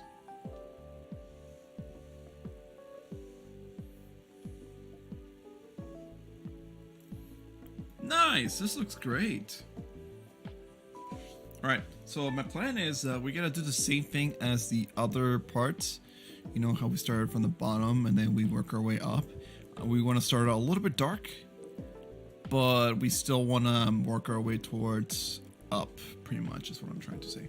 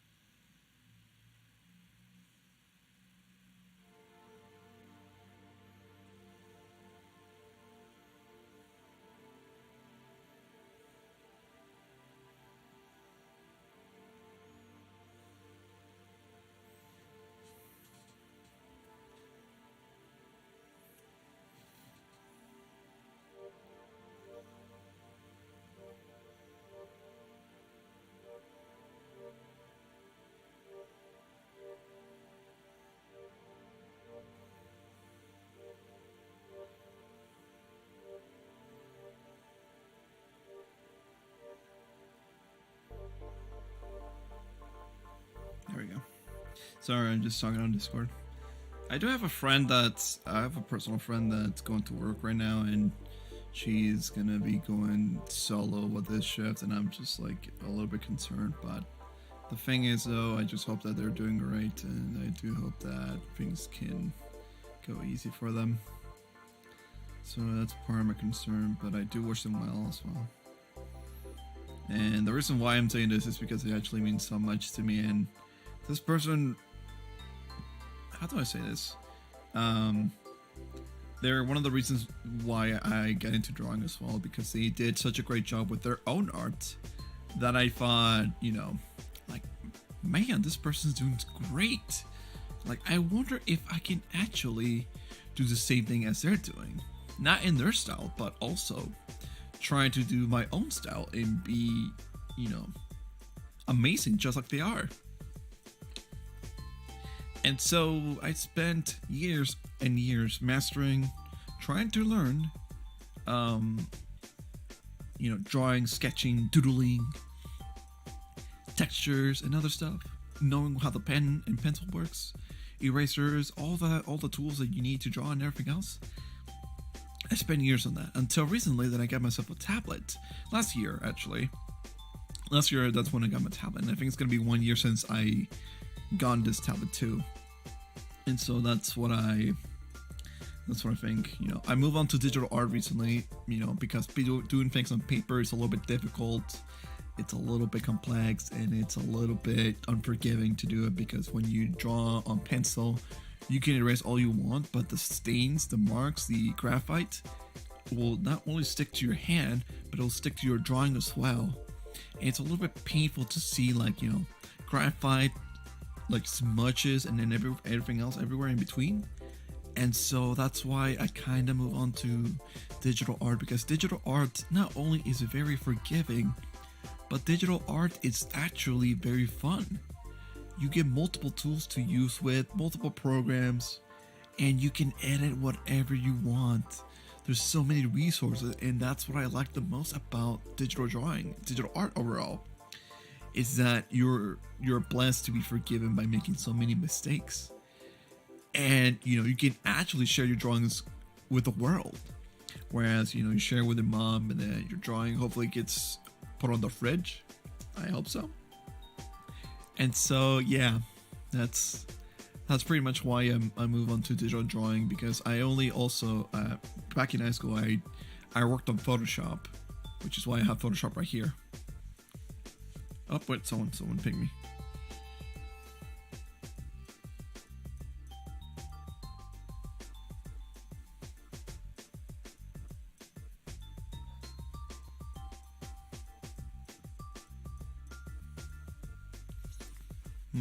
What's a random character I can think of?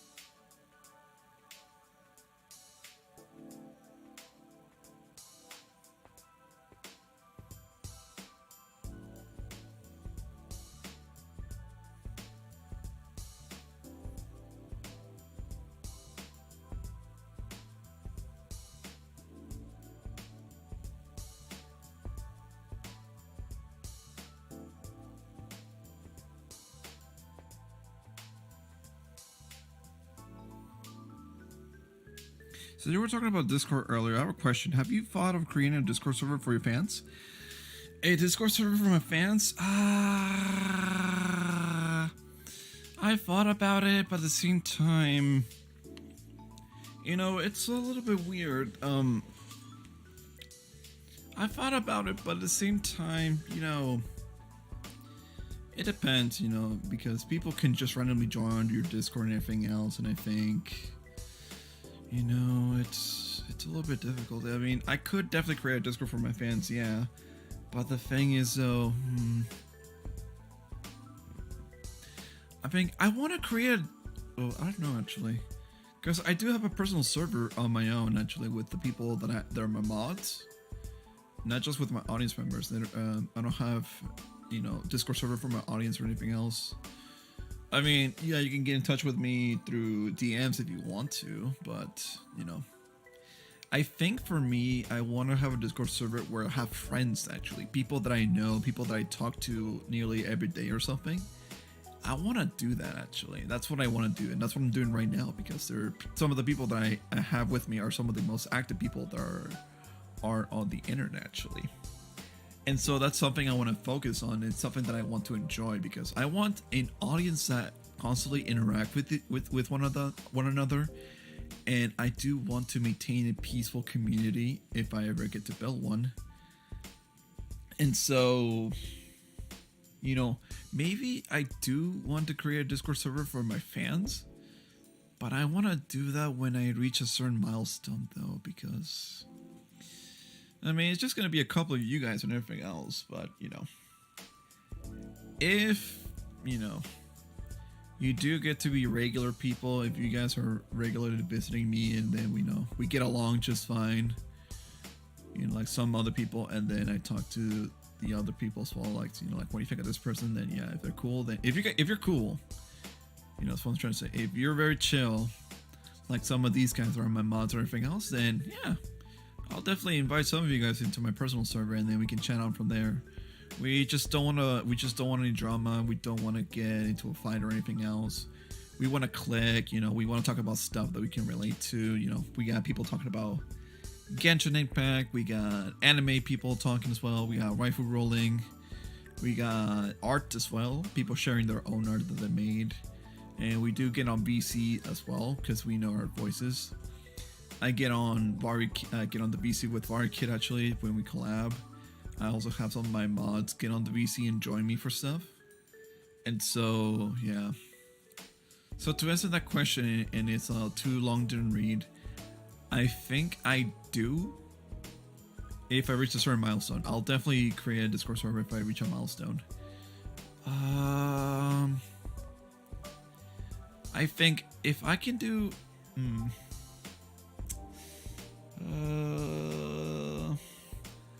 I want to get 1,000 subscribers and then I can create a Discord server. Actually, I think I'll be able to create a Discord server for you guys instead. Like, if we get a whole bunch of people going in at once, then yeah, fine. I'll create it on like 1,000 people at least. 1,000 subscribers, and yeah, I'll definitely do that. 500? No, that would be something else. That would be weird. 500 people, yeah, that could be, anyone could be involved in, because 1,000 people, that would mean like at least 20 people will join the server. But if I were to create a Discord server now, it would be just like whoever wants to join.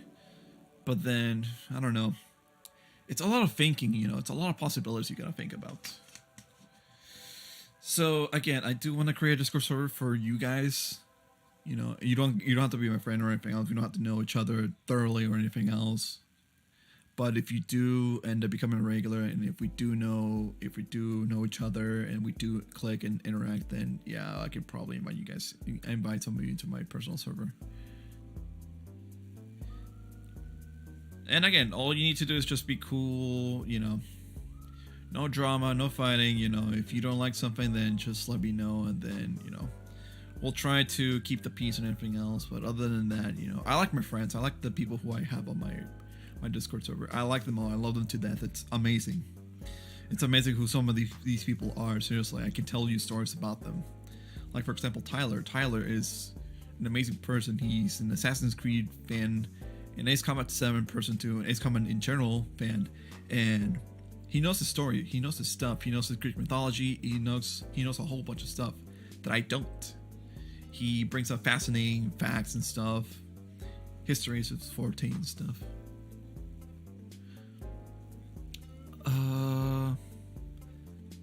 And one other person I can definitely talk about with confidence, and just like people who you've seen before. So Varkid is another one. She's one of my collaborators actually. So for her, she's barely starting out to become a VTuber after she has she definitely has a friend that does VTubing and stuff. She actually, how do I say this? Her VTuber friend was one of the most popular VTubers. Well, not actually, no. It was a very huge VTuber person, but they recently graduated, so that's that. So I feel that the Bari kid will definitely learn from them, from how they were managing to become a VTuber and stuff. But then also at the same time, Bari kid is starting out to be a streamer, a regular streamer too. She's doing art. She's doing amazing thumbnails. She draw her 3D model for V-Roy and stuff. I haven't even drawn my model. And, she has so much potential, and I believe that she'll do great. She'll be an inspiration to many and all. And that's what I hope that will happen.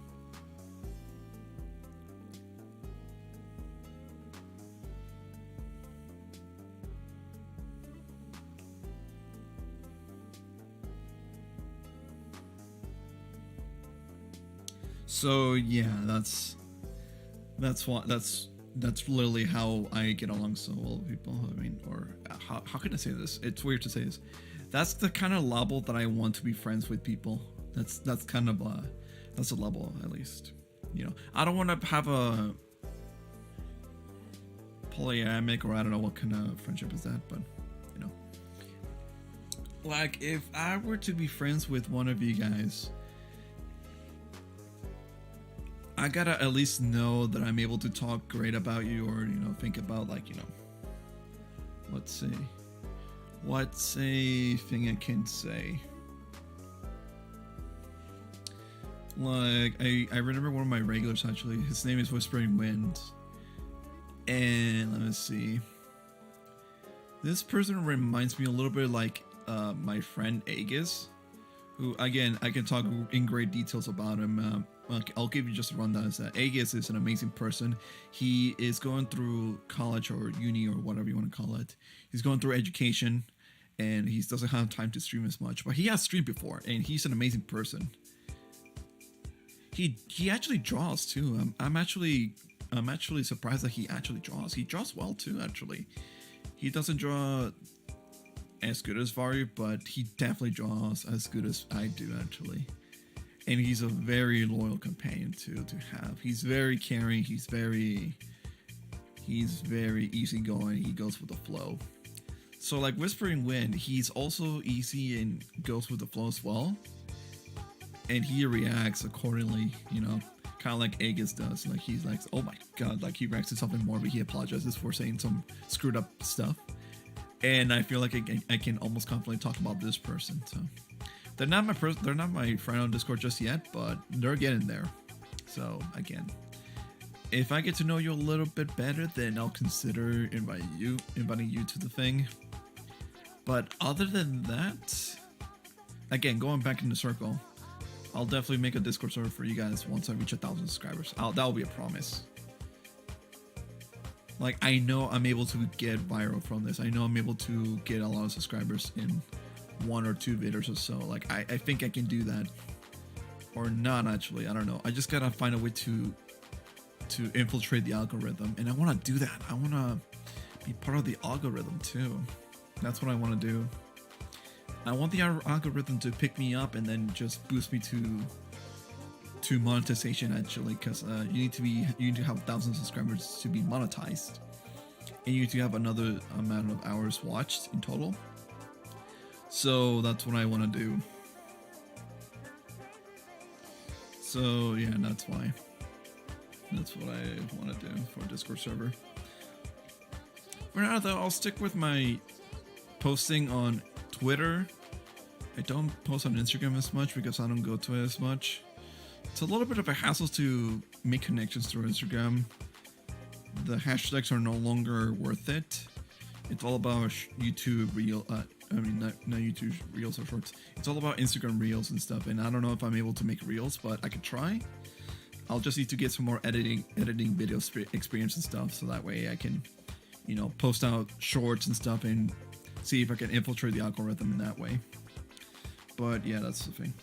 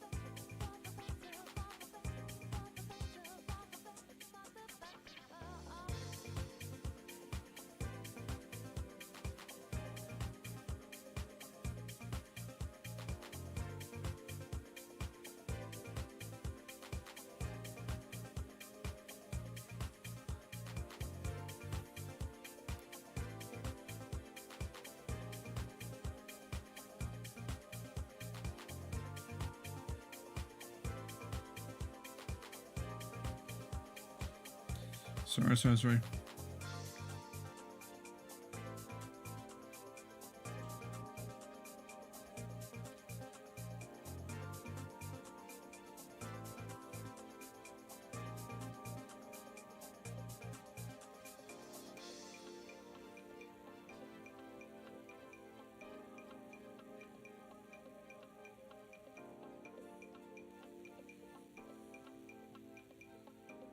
There we go. Okay. Oh, sorry. Sometimes I also get a little bit distracted. I have a mild sort of ADHD problem with me. Is that after doing something very emotionally draining and stuff, I just tend to get distracted so that way I can regain my confidence again. Because if I keep going, then I'll be like, oh, what am I doing? Is this overwhelming? Like, I literally cannot take big steps without, like, you know, fainting.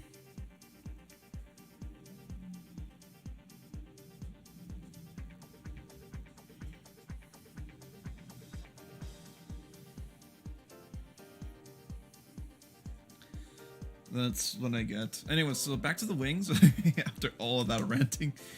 So back to the wings. We're gonna draw slowly but surely. Now, here's what I'm thinking. We don't have to match this. We can just easily make it a gradient, make the opacity less. And then here's what we're gonna do.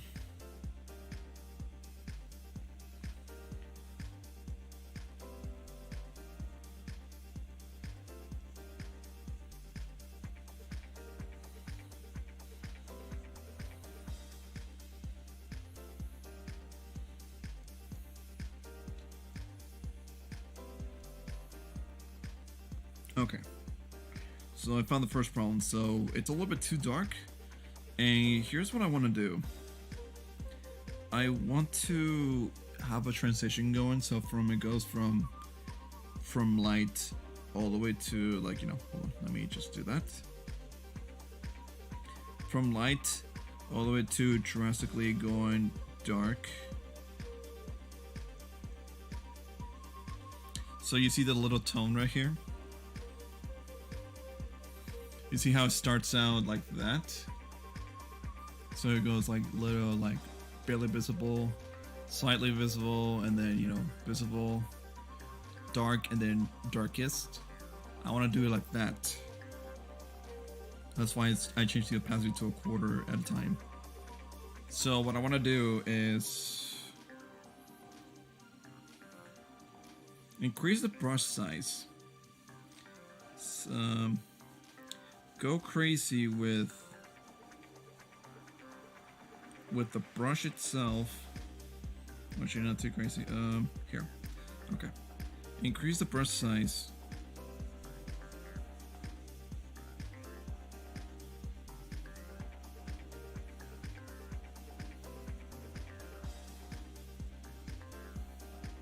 Okay, there we go.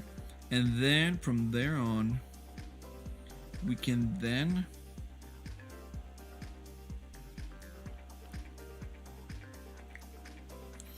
start from the bottom, I think. We start from the bottom.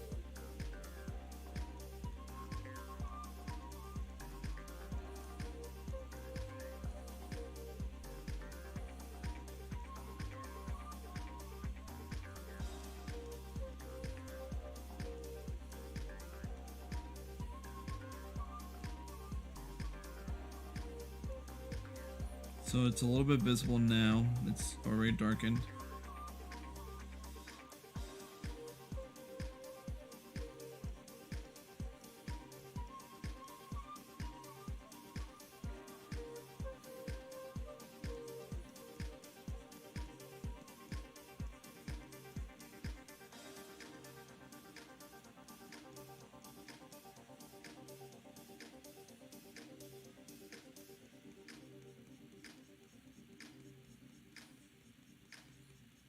Third wave, and then just one more for the road like that. And I think, oh, that looks perfect actually. It looks pretty good. Okay, then let's get started like that. So we just need to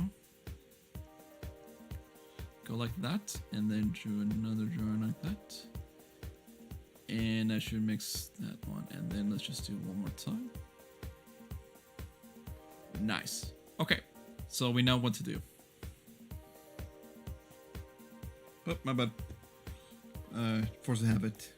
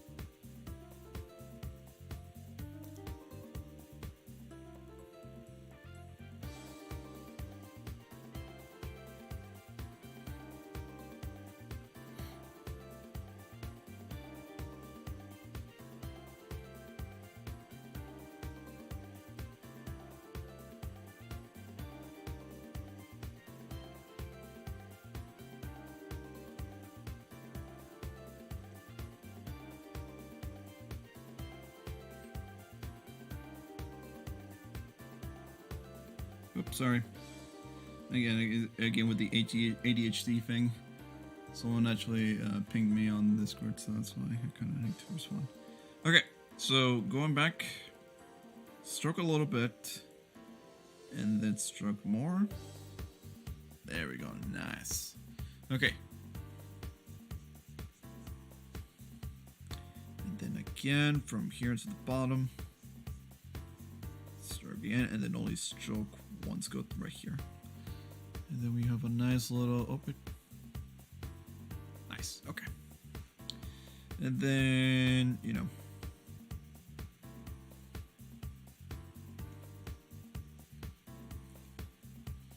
make it a little bit darker. You know, go through it another time, and then go through it just one time, and that's about it. There we go. So you see the little strikes and everything else? Yeah, as long as we get those, then we should be fine with the textures and stuff. I mean, it'll be barely visible, but I'm sure that it's gonna be fine. I'm sure I can make it a little bit darker or something. I don't know. Maybe less brighter. Go through it. More than once. That's 3.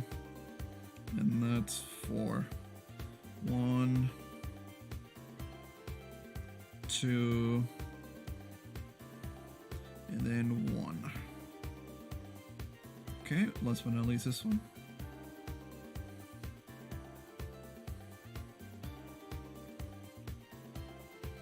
And then just go through.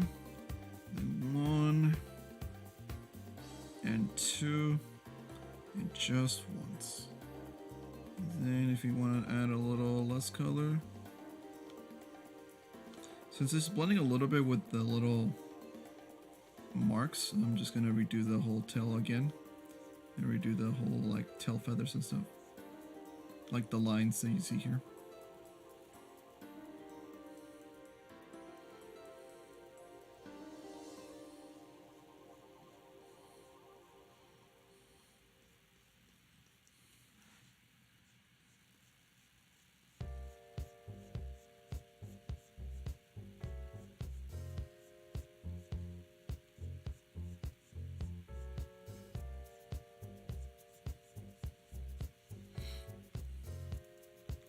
Okay, I think we're done with that part. Okay.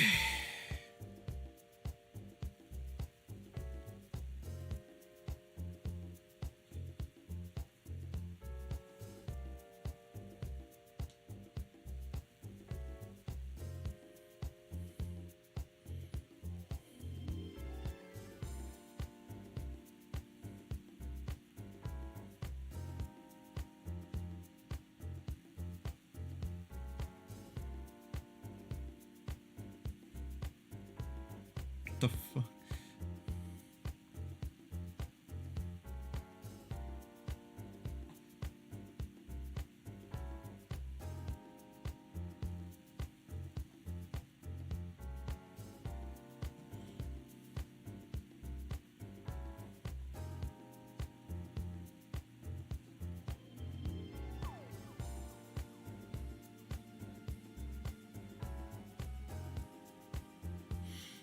There we go. Sorry. Oh, okay. Maybe I can just finish this drawing and then I can move on to another thing I want to do, actually. Either that or Minecraft or something, or Ace Combat. I think I want to finish Ace Combat 7, actually. I don't know. I think I kind of want to do Ace Combat after this. The tail's done. It's pretty nice. Wait, we can actually... Hold on. Let me make it more prominent, actually. Let me make it brighter.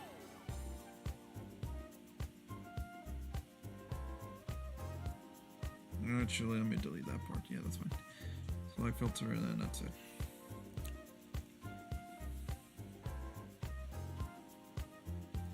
Alright, for the talents though, the talents is a little bit different. So the way I want to do the talents is that I just want to resize them a little bit. So doing like that.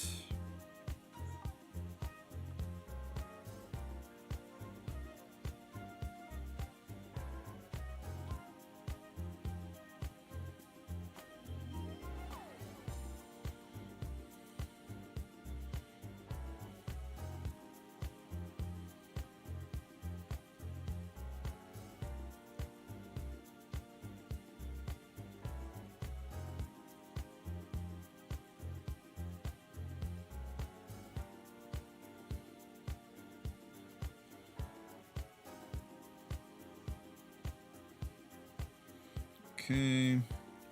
Just gotta sculpt a little bit of this.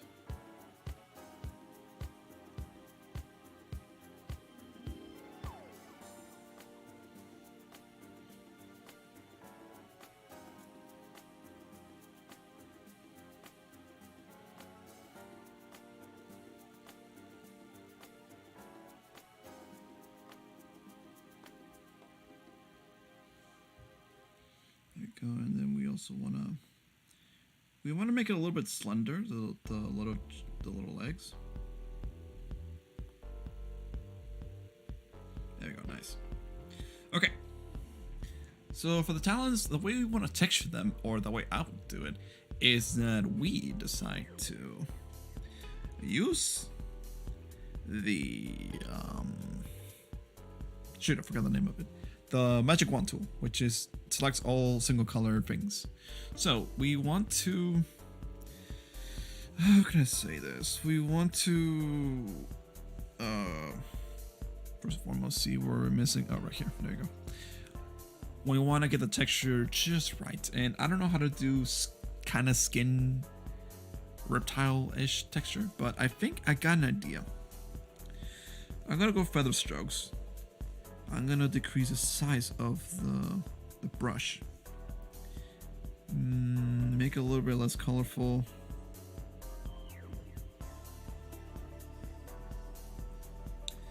No, like make it a little bit darker than that.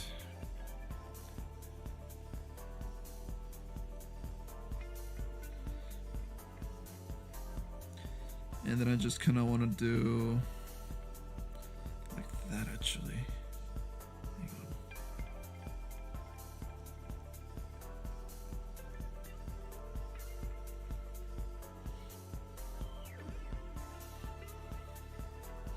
I mean, doing it in characteristics, it's valid though.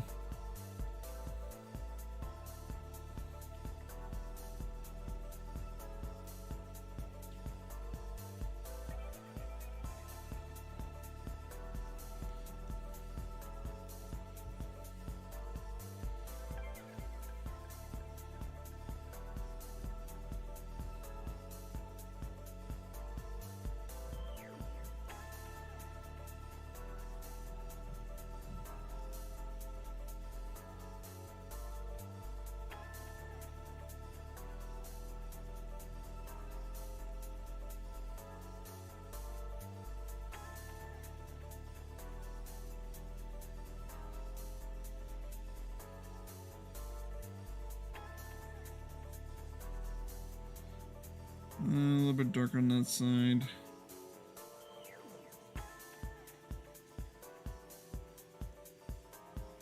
Actually, here, let me restart over on that one. Actually, I don't think it looks good.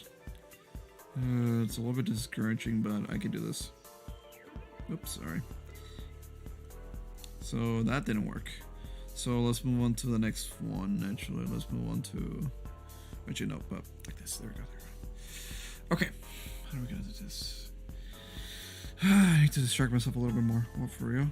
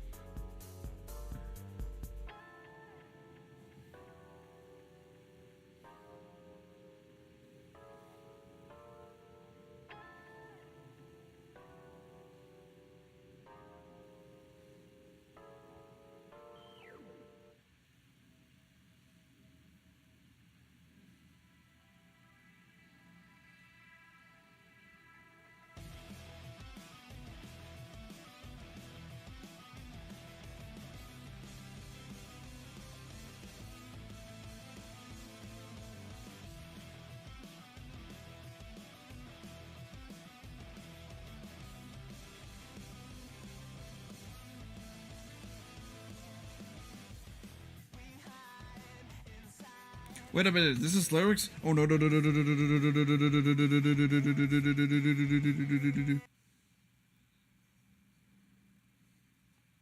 Oh shoot, the playlist. Oh shoot, the playlist. Oh no.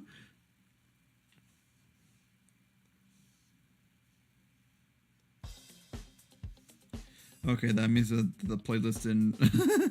That means that the playlist didn't repeat, didn't loop. Shoot, my bad.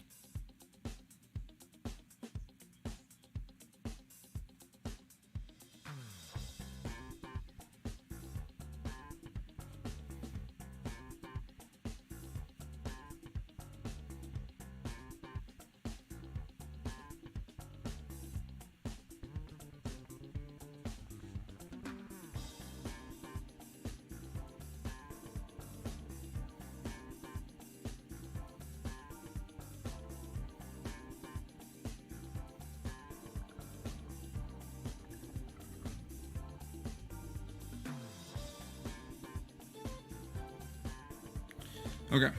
Oh, right. Let me put the back in the chat again. Let's see.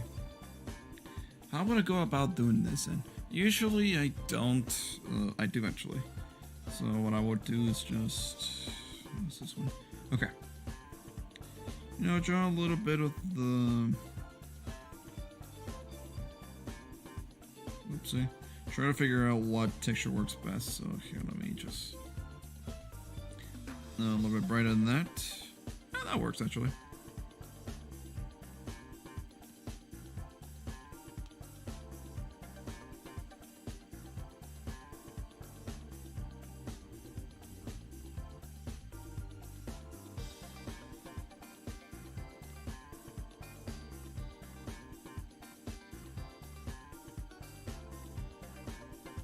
How about a little bit brighter actually to match up the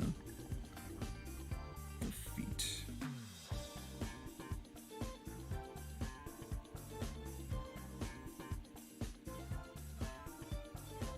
There we go. And you can try and make it a little bit brighter actually.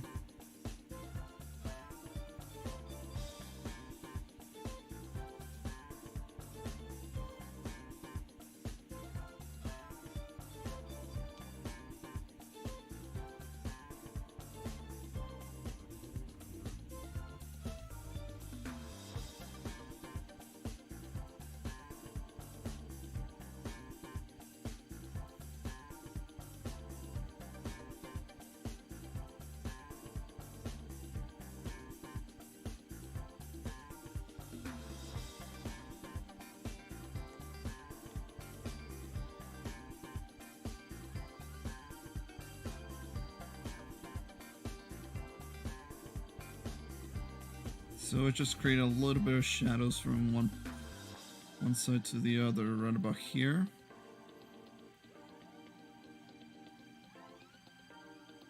And from there, yeah, I think I would do that part too.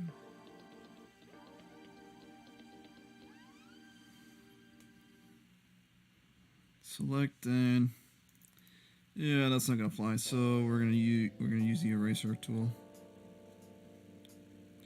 Eraser tool to delete the little rough lines.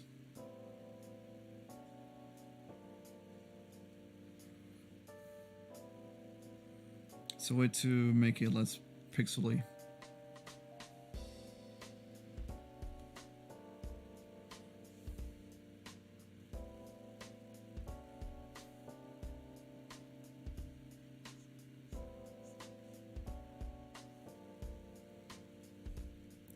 You'll see how better that looks. That's why I kind of decided to do this. There you go. Nice and easy.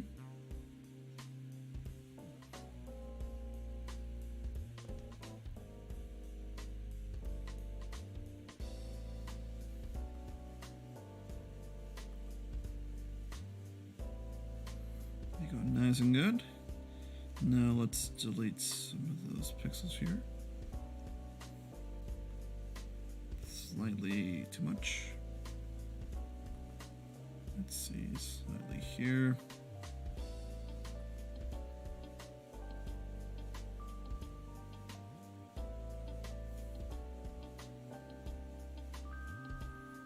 There you go. Nice. So that's good. Now towards this, like here.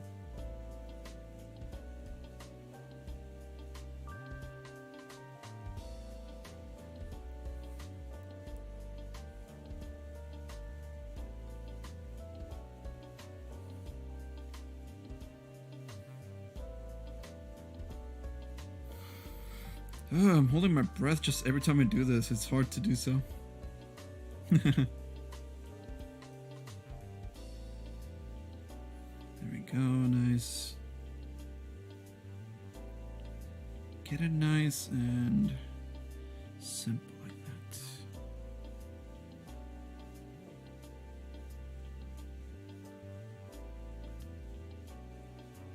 A little bit of a gradient. There we go. Okay, and then we can go ahead and naturally put in right about here, right about there. There we go. All good. Okay. So now that that's done, we can put in the talents actually. This is my cycle basically. It's just whenever I'm done with one feature, I would spend like half an hour through doom scrolling through Instagram Reels and stuff, watching YouTube Shorts and stuff as well. That's why I cannot do anything productive because I end up doing this. I'm just like so overwhelmed. Right. I drank like 2 Red Bulls today, and I kind of feel I'm getting a little bit mentally drained a lot faster than usual. Oh man.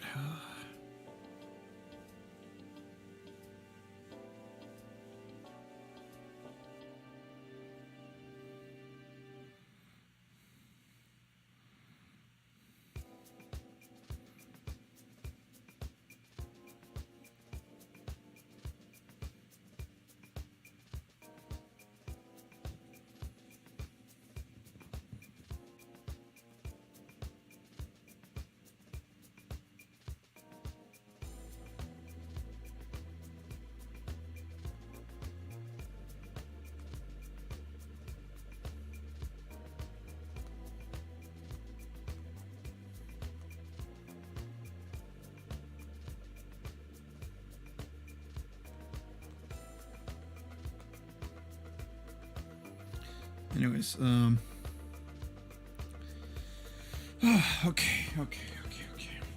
And I gotta go to work tomorrow too, actually. I gotta go to work for Mother's Day, and I started at 12:30, actually. Let me see that. Let me see how that looks like. It's 12:30, yeah. Yeah, it is 12:30. How many people, though?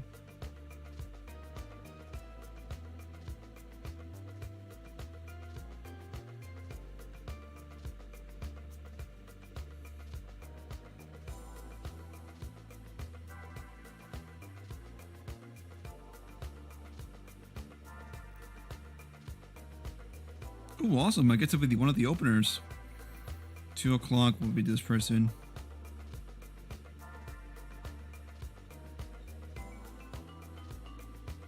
Okay, 2 o'clock will be this person too. 2 o'clock here.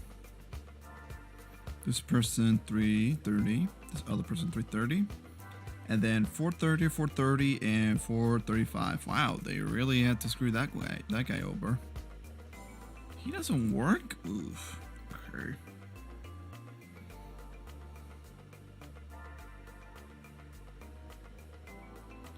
I wonder though.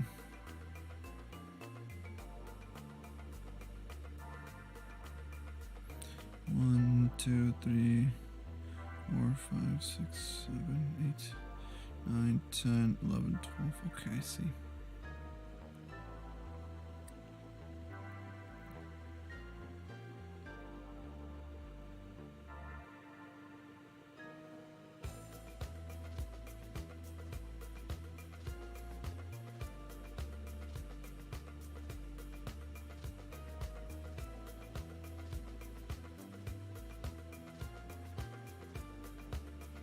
So that's today, and this is tomorrow.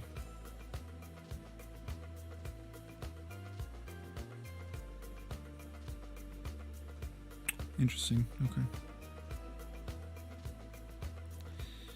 Let me see what else.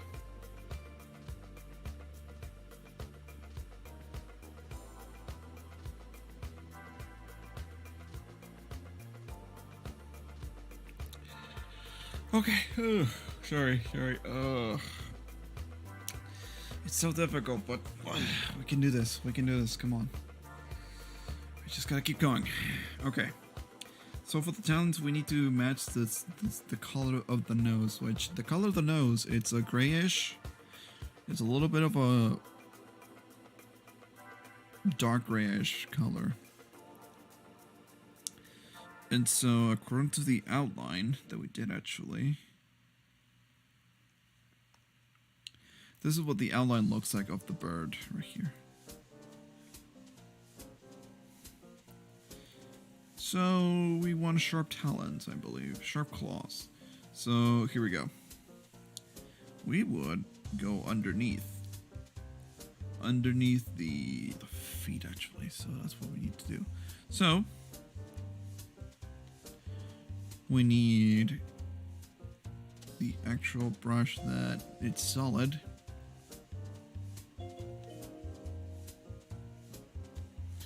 We need a nice little consistent, nice flowy claw as well. Oh, let's do this. Let's do this claw first.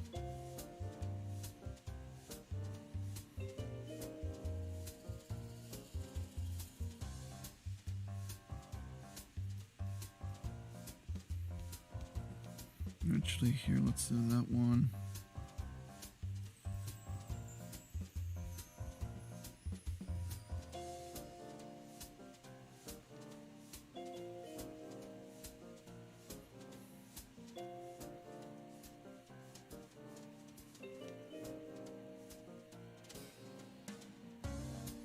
There we go.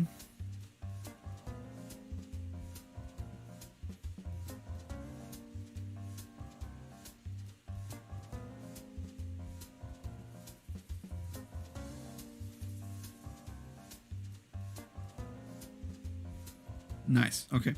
Then we just gotta fill it in. Fill in those claws. Nice. And then we'll get to also color them as well. So what I mean by that is that we'll get to outline them a bit. So let's do that. Make it a little bit smaller too, so it can look like I'm actually outlining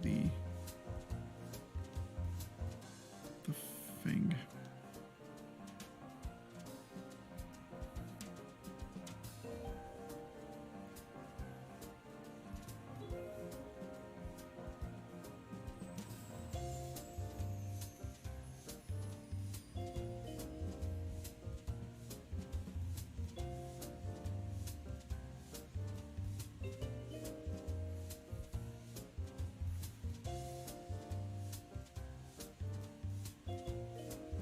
There we go. Nice. Okay.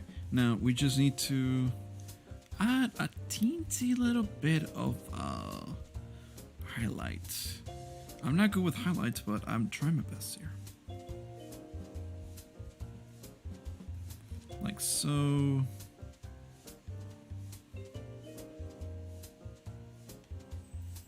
This one can be a little bit faint. I mean, it's noticeable, yes, but it shouldn't be that noticeable. There you go, nice. Okay, a little bit more noticeable here.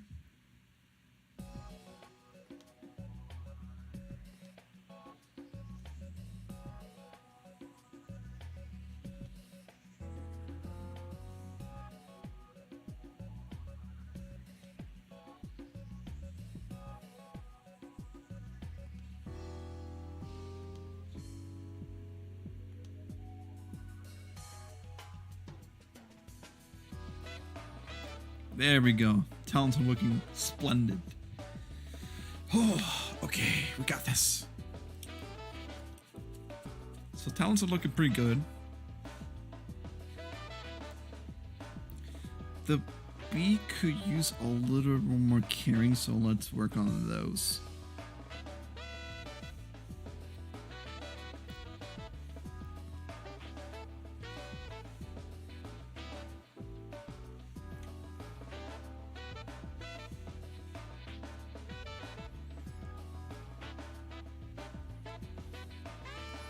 Here, let's use the magic wand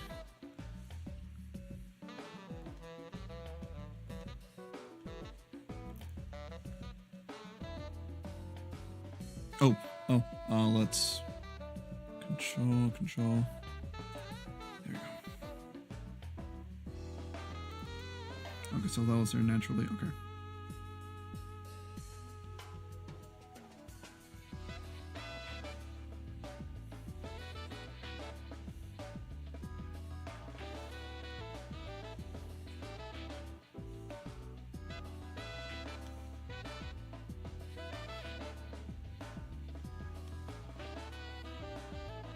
We want it a little bit bright, but not too bright though. That's a little bit too blended.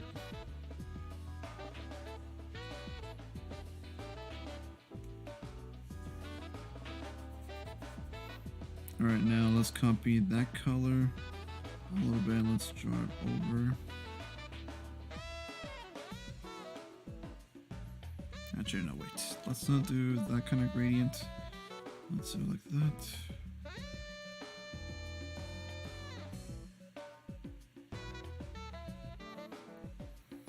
That way it can kind of blend in a little bit too well.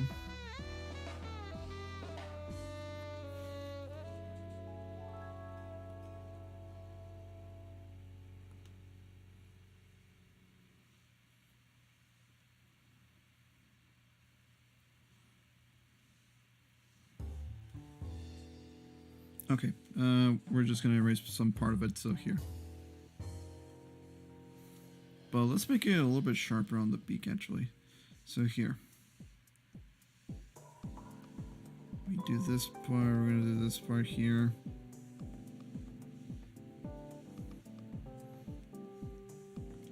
We want the beak to be a little bit smoother. Nice. No, wait, a little bit sharper, actually. There you go. Barely a little bit sharpening. Barely sharpened.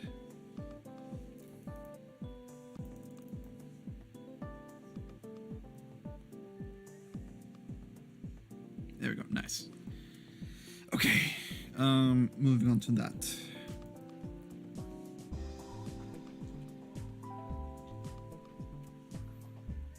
The bird looks a little bit ideal, so we gotta.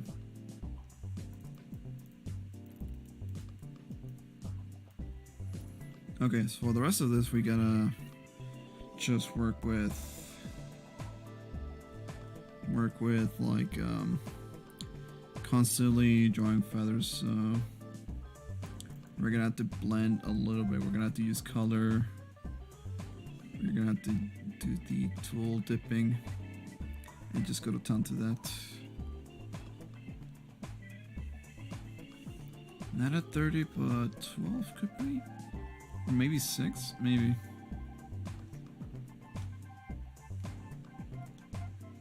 No, 6 is a little bit too small here. 12 will be fine, and then we can just go to town like this.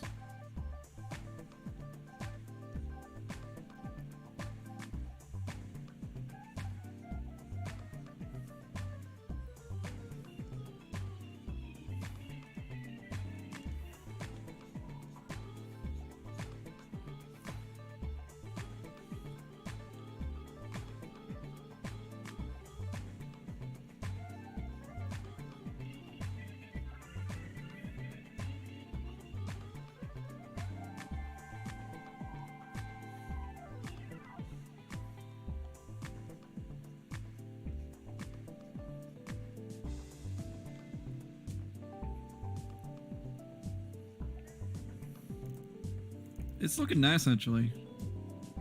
I'm a fan of this now. Just gotta be careful with how the feathers look.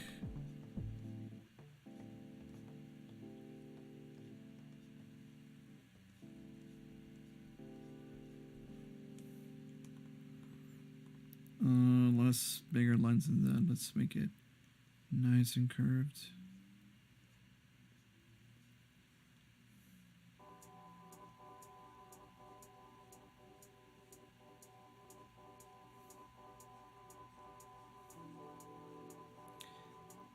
Okay, if I were to guess the song name, this will be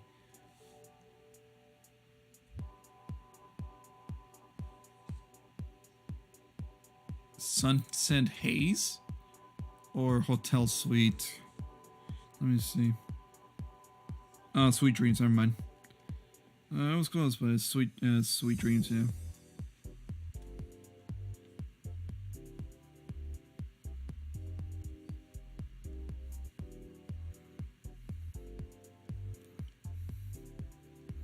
And we're just blending with the colors, just slightly little.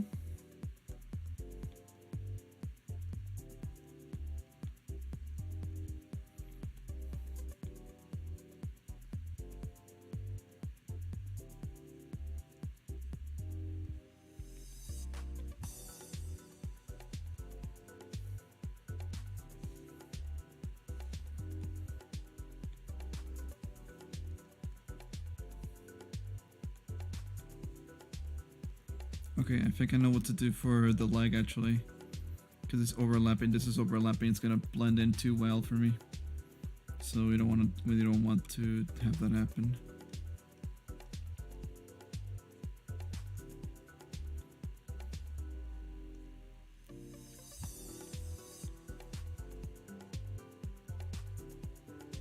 Pretty nice. Okay. Also, I kind of am open to talk about if anyone has any trauma or anything else they want to solve. If anyone wants to vent a little about their day, then I'm here to help just in case. I want to make sure that my mission with like showing everyone kindness and trying to use the tools that I was given through therapy. You know, I want to use those tools to help other people who are in desperate need, you know. I've seen some real videos about like how sometimes men don't really get a flower. Like, you know, I heard the fact that most men get flowers at their funeral and stuff. You know, that's something I don't want to. That's something that I really don't want it to be the case, but unfortunately, it is for so many people. You know, if anyone's actually watching this or catching up on the VODs, then yeah, sure, go for it. Hopefully I don't delete this anytime soon or after a year or two. If anyone really needs to hear this, and that goes for men too, is that everyone deserves the love they need and deserve actually. You, whoever, if you're listening to this, despite circumstances, we're all human beings and we're all in need of love, okay? I understand that it's rough out there and, you know, yeah, it's hard to come by with this sort of thing, affection, love, and stuff, but just know that you're worth it and you deserve all the love that you can get in this life, okay? You and I both know that you deserve to live the happiest life that you deserve, alright? And I believe that you can make great things in life. No matter how much you put your effort into it, you'll always do your best. And you can make the best out of anything ugly. It sounds really weird when I say it like that, but, you know, what I'm trying to say is that, you know, just put the best in it, do your best, and, you know, if you don't think that's enough, then keep going, you know. If you know you can keep going, then go for it. If you know you did your best, then, you know, that's good. That's the limit. That's the limit you are at right now. The point of doing your best is to not have any regrets, like, you know, like, oh, I could have done that, like, you know, it's to avoid the I could have, you know.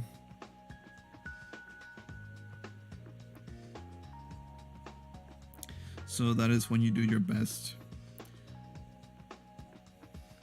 When your best is not good enough, it's when you're actually saying, like, I could have done this, I could have done that, like, that's not your best then, you know. Despite the circumstances, you know, if you could have done more, despite the circumstances, then yeah, you know, that's common sense that you didn't do your best. That's to put it in a real perspective, is that,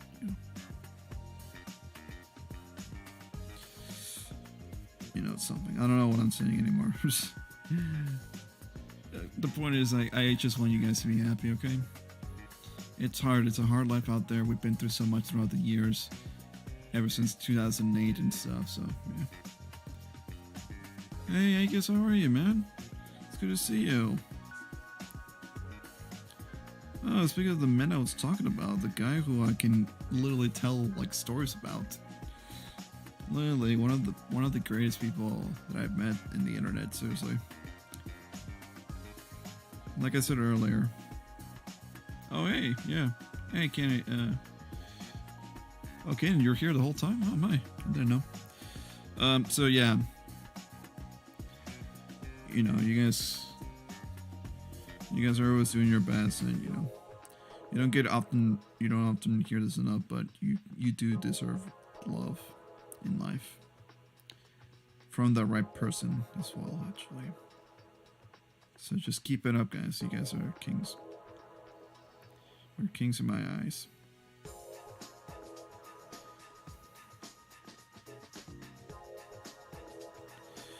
Anywho, yeah, this is Aga. This is early. I'm eating outside right now. Just finishing, heading home right now. You're heading home? Oh wow, nice, cool. I hope whatever you did was productive. At least you can call it that. At least you know. Or I hope you enjoyed doing what you were doing outside. Hopefully you're not mentally drained or something.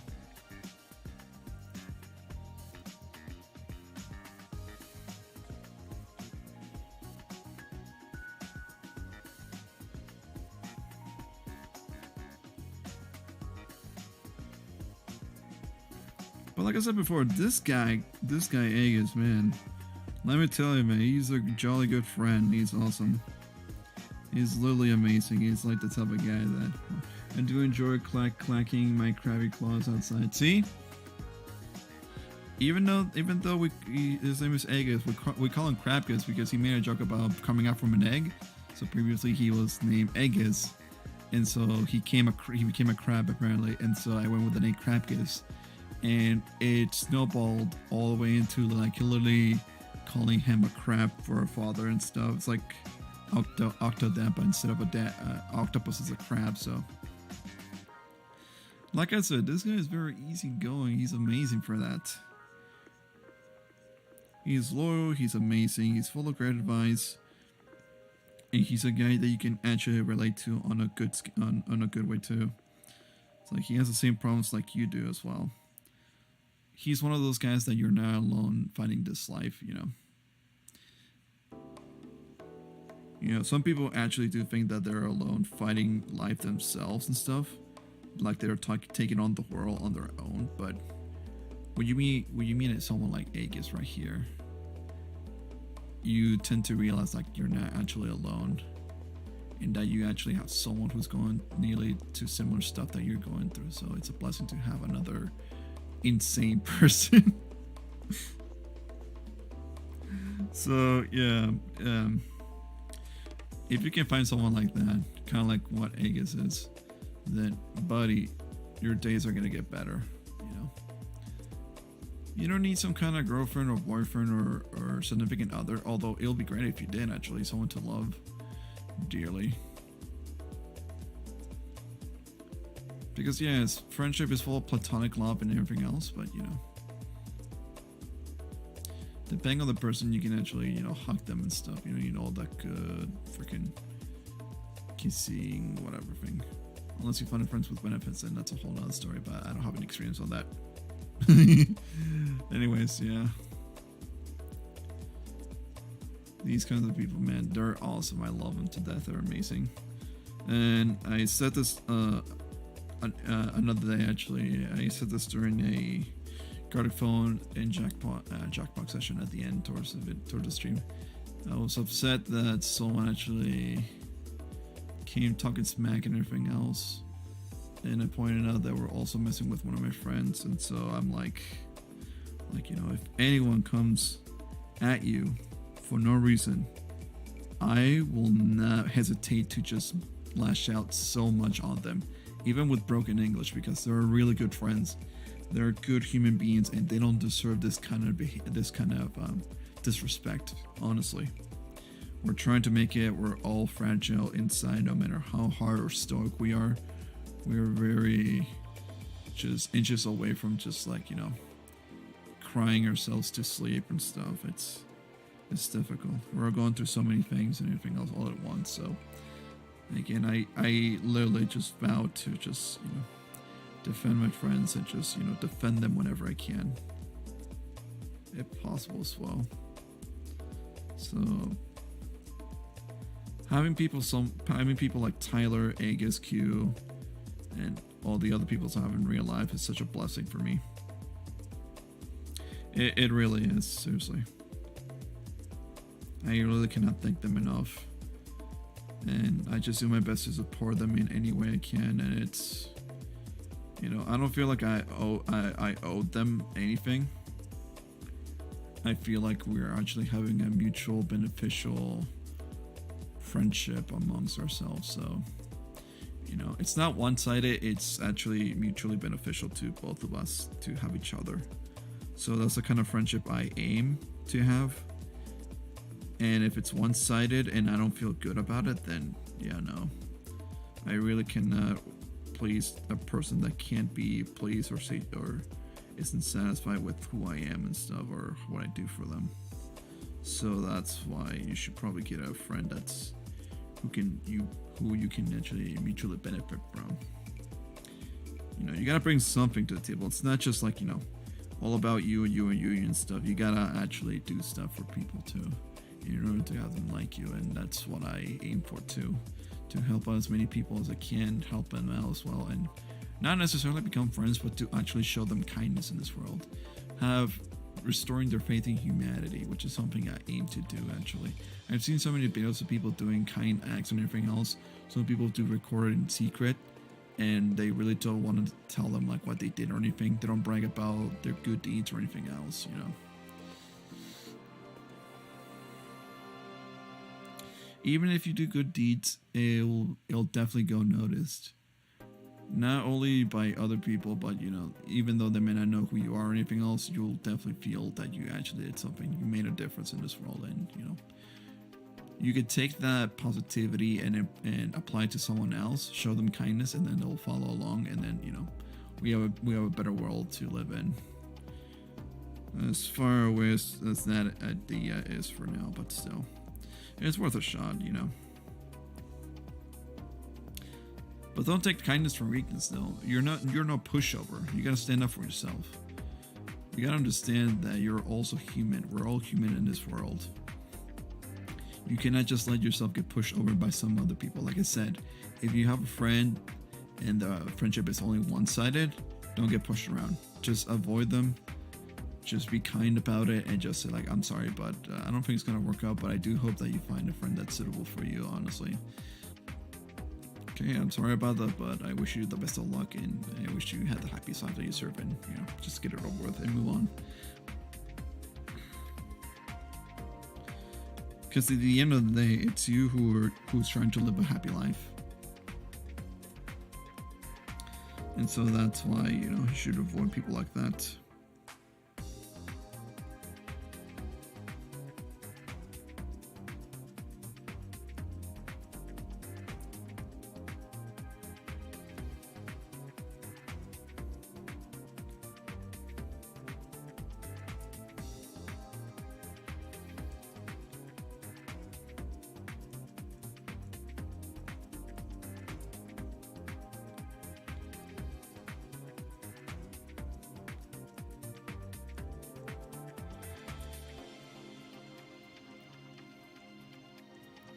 So while I was talking about friendship and everything else, kindness, I didn't point out that the way I do feather strokes is to make sure that I start from outside and to inside, because what I usually do is once you go outside, you know, there's that's the little strap goes here and it starts to grow there. You can progressively start out small and then do that like this.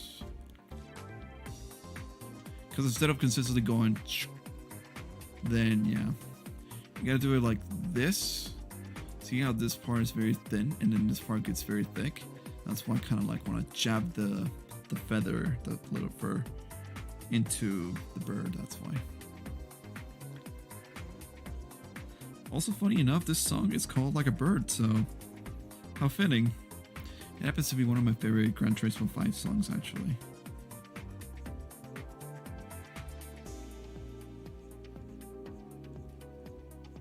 I like the instrument choice. I like how it sounds. I like the melody of it. And I like how nostalgic it sounds like.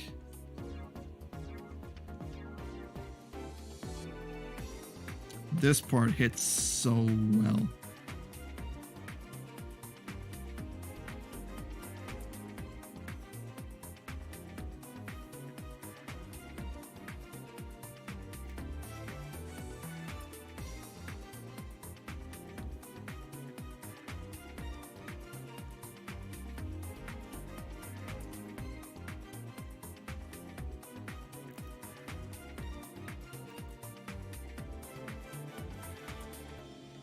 And the ending, it's so good too. I like it.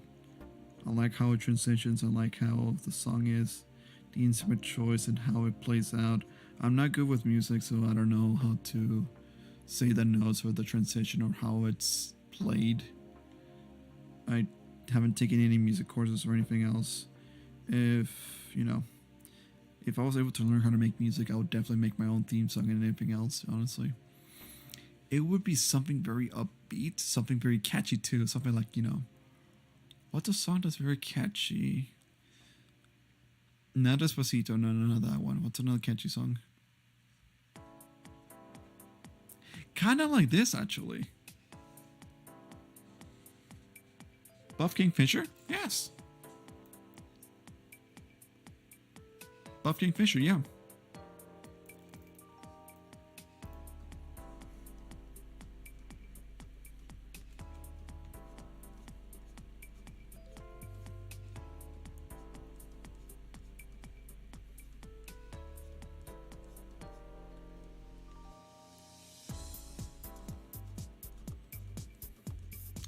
Yeah, maybe a song like this I could use, but then I can also use a better hyped out.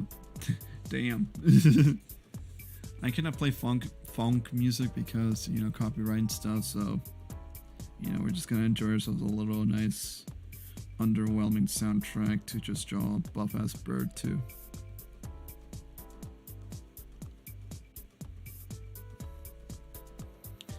But speaking of music, I do have in contact someone who's a coworker who knows how to make beats and stuff. I don't want to put their music just yet because I kind of want to, want to get permission from them because this person can actually reach out to me and say like, yo, you play my music without permission? What the hell? Like, I don't want to do that. I don't want to disrespect people. So I kind of want to do something about that. I want to have this person make me a sick ass beat. I really wish it could be a good song or something, but nah, I'll settle for a beat. Actually, I'll take anything at this point. If they can make me a nice little lo-fi beat to start my streams, and then have another song, I could probably buy them. I could probably buy a license to one of their other songs. That would be great for the outro too. I already think I have one song that that I have in mind for an outro or intro.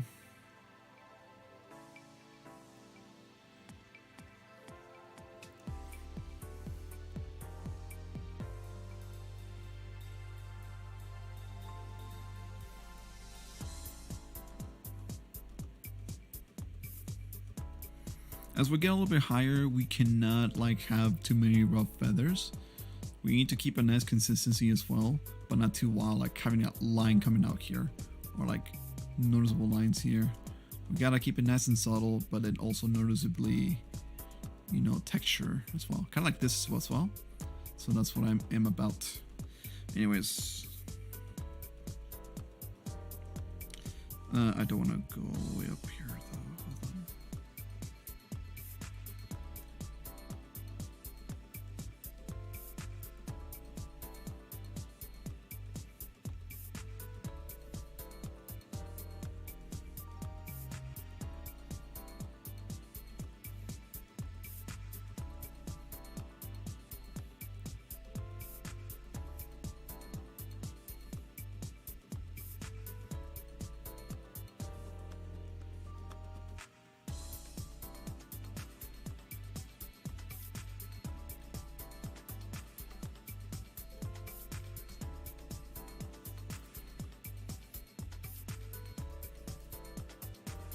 Okay, I think I'm done with the arms.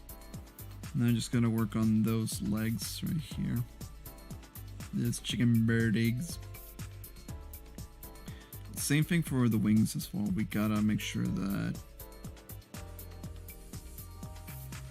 you know, they look very nice and detailed, nice and feathery. Like, I think my idea for texture is just to have the bird nice and furry as well. Not furries, no furries, no.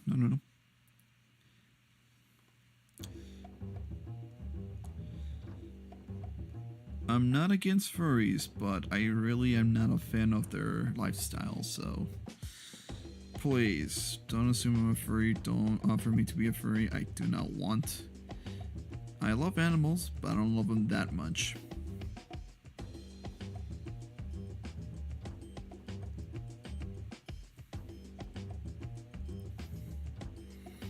Anyways, let's see. Did I aim at the leg? Yes, I did. Okay, good. Because otherwise I'll be at the wrong layer.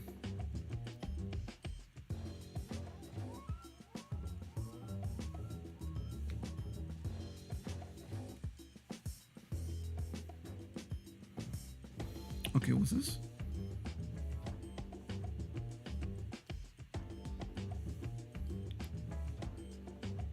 Okay, good. It's right here. Okay. So it's in another layer too, actually. Oh wait, okay, so I did something, so I gotta make sure that I take a smaller break. Oh, I can only go for so long though.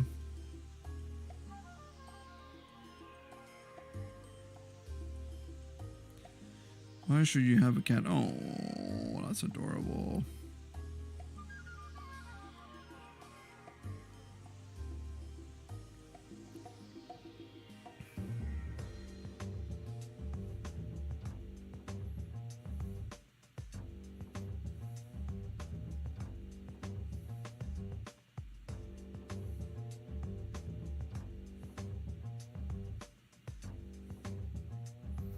Me watch this in that one for members only. I don't think I want to watch that.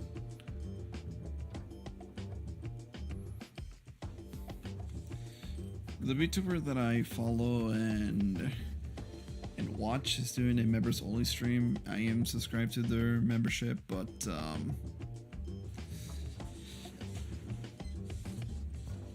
I am not a fan of that kind of idea of doing a watch along, but it's a movie and then I don't want to watch a movie. I want to do something out of it instead of just sitting on my ass. I am technically sitting on my ass, but still.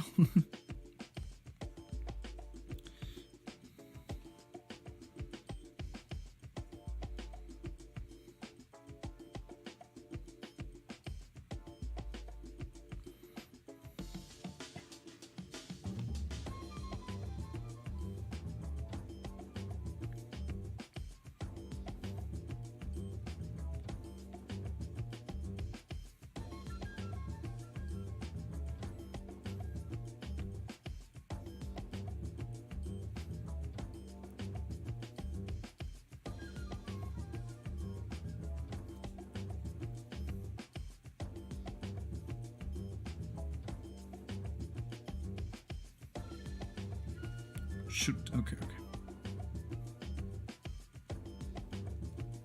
Nice. Okay. So it looks very textured and detailed. So that's pretty nice. We can work on this part too, but let's work on the other part that's here.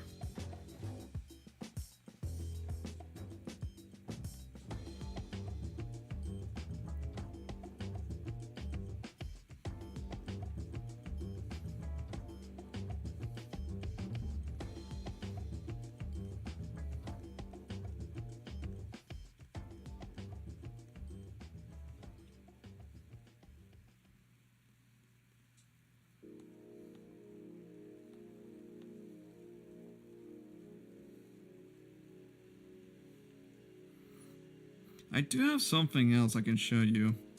It's a voice effect. This is literally Vari Kid just making some salsa sounds. Oh yeah. Oh yeah. It's freaking awesome. It's saucy, but it's also funny. Also, I like this sound. He's pulling his cock out! It's funny. It's so funny, actually. I enjoy that a lot, actually. The sound effects on Discord. Oh my god, it's fucking stupid. But funny, but very funny.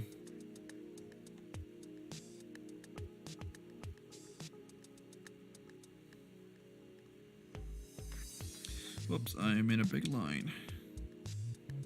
Not to worry, we can just go ahead. Keep her going. And then we can transition to this part right here.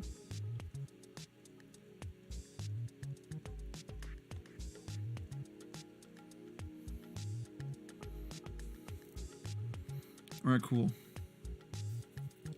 Oh, and I guess I gotta do the head too, actually. So here, let me do the kingfisher's head. And for this one, I kind of want to do something crazy with the feathers.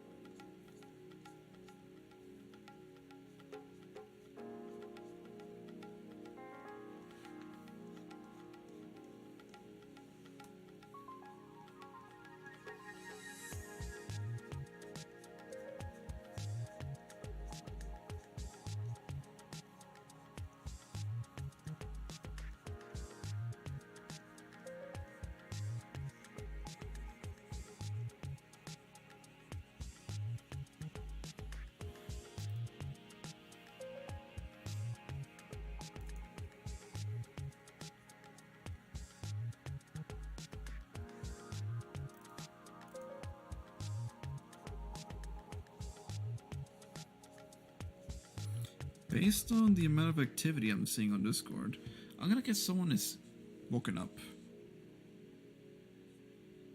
Nope, never mind. Oh, the kitties. Adorable kitties.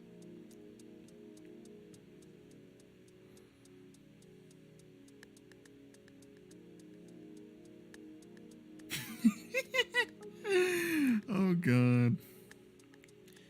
I'm seeing a funny meme.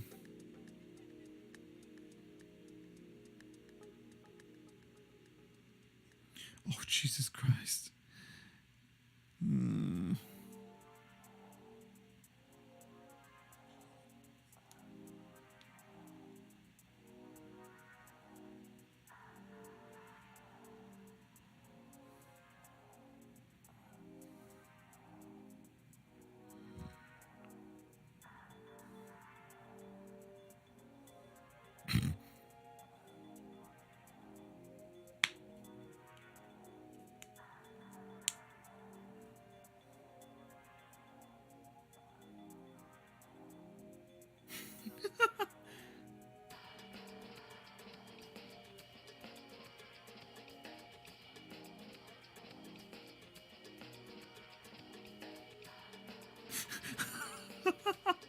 Someone is stuffing sticks, paper, and stuff on people's pockets.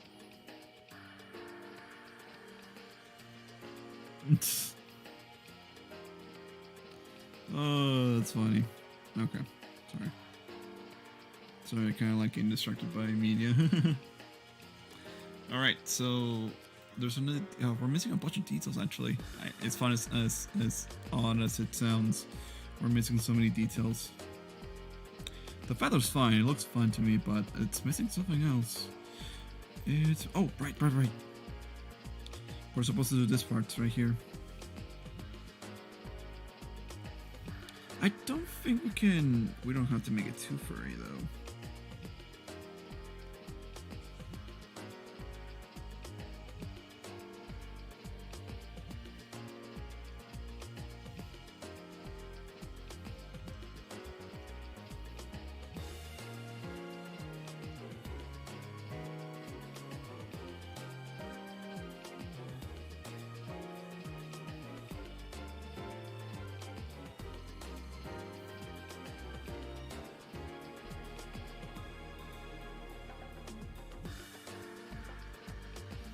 This song sounds something out of Danganronpa or something from those guys actually.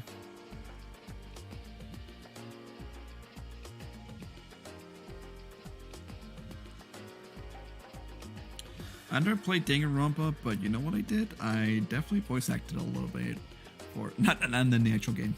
I did, like, my friends and I do this kind of thing where we voice act characters and stuff, but we just give them like horrible voices and stuff. I would give someone the Mickey Mouse voice, so like, I don't know, name a character from Danganronpa, and I'll give them a nice hefty voice when I read their dialogue and stuff. It's funny. I do have a video that I actually did some voice acting with my friends. I uploaded it already. It's unlisted, but I need to edit a little bit. Some people have seen it already because I sent it on the Discord. But I noticed that one of my friends doesn't sound too loud, so I need to work on that next time we meet or next time we get down and do another session of that.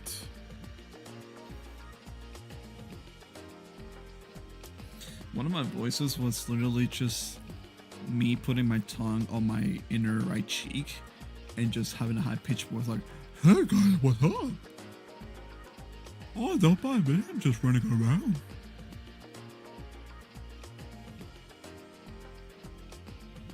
So yeah, that's one of the voices I do. And I want to do something else actually. I kind of want to have a voice coach actually. A voice coach that can guide me to sing, to voice act and stuff, to sound better as a future VTuber as well. Oh, that looks great actually, nice. We're just missing one set of details, one last one. Here, let's apply it here. Okay, the last detail is that we need to put the patterns on the bird.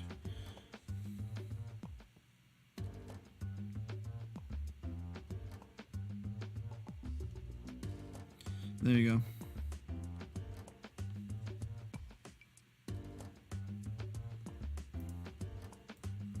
We just need to put it small.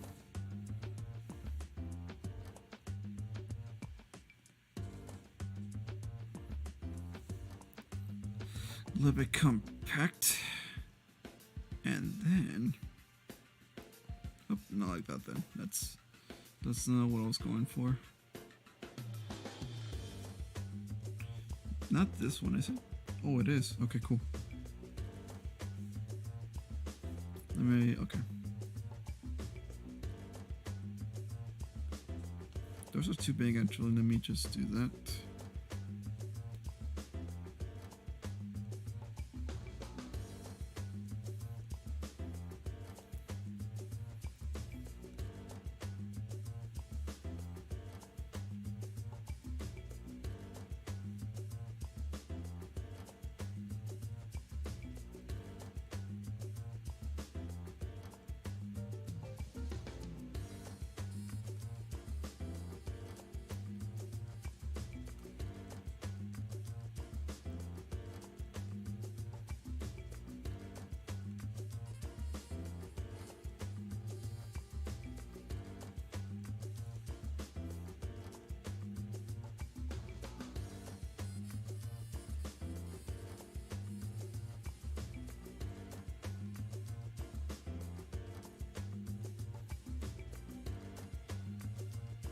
Go from large dots to a little bit of tiny dots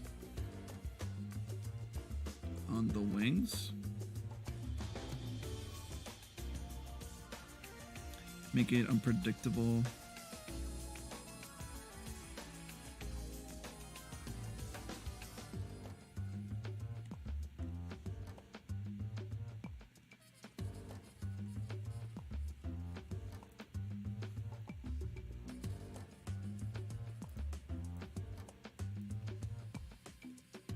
And I think we're done actually.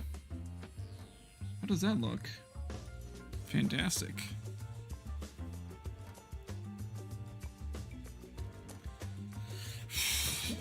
Okay.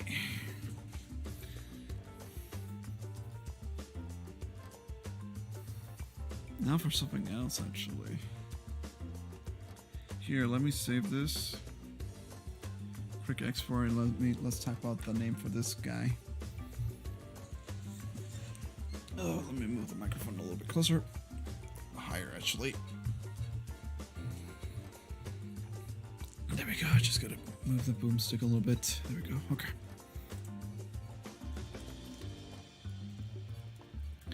Buff Clifford. We're gonna name him Buff Clifford.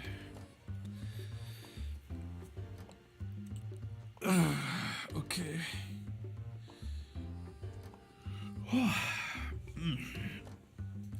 I'm not sleepy just yet. I'm just a little bit tired. Don't worry. I drank like 16 ounces of Red Bull before coming here anyways. It's all good.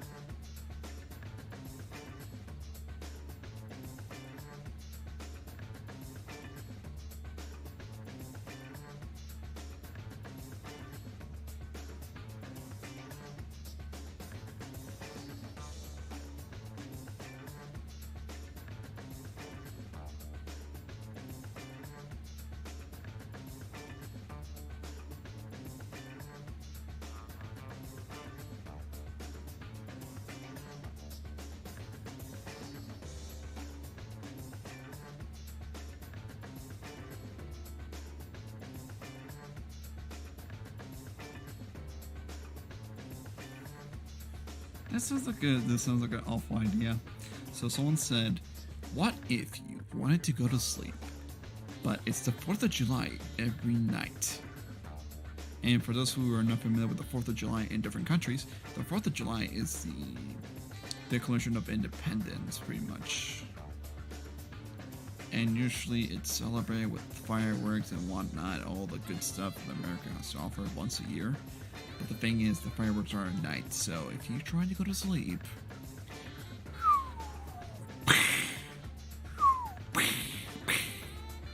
all the time, all night long, that sounds like a horrible thing, and that sounds like a horrible concept to get used to, unfortunately. But yeah, you don't sleep exactly. Oh hey Archdale, what's up, man? Or you become accustomed, pretty much, yeah. Which is why I say like it's 4th of July fireworks, ASMR, whistles and explosions that you can fall asleep to, Volume 1.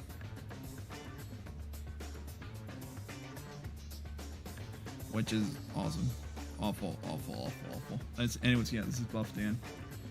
Apparently I'm the buff bird. I'm the biggest bird. Anyways, I had another idea. So, instead of just leaving it like this, I could do something else to it. Now, hear me out. I could possibly change the background color to this, and then add like my own 2 cents of like, what is it, 2 cents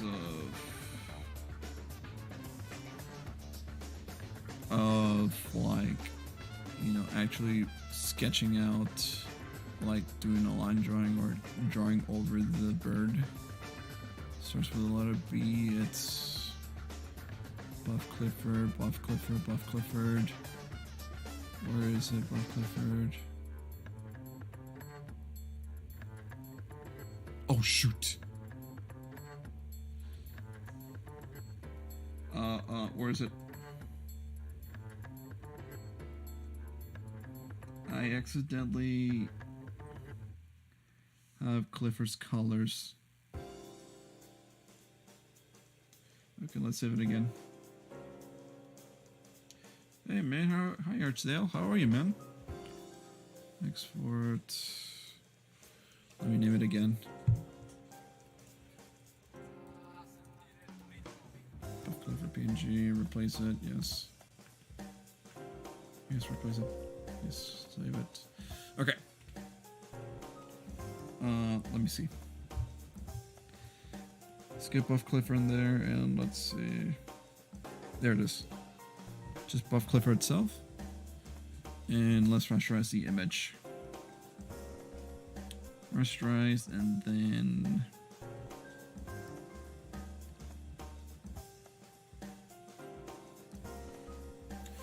let's keep it... let's select it, actually. Oh, never mind. Okay, and then we're just gonna...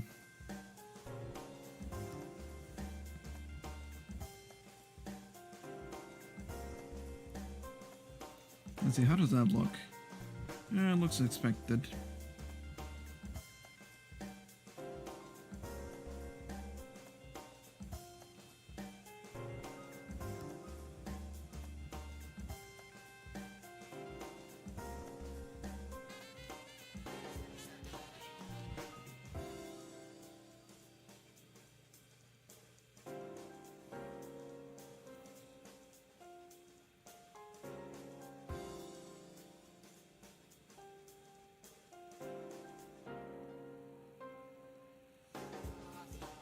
Yeah, I'm thinking, like, what if I outline him a little bit? What if I outline Clifford?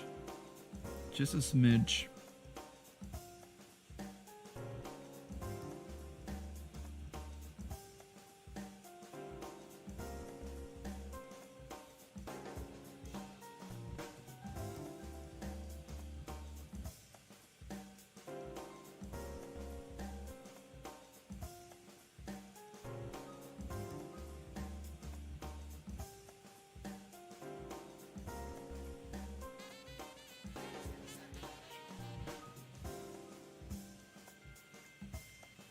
Start from the bottom.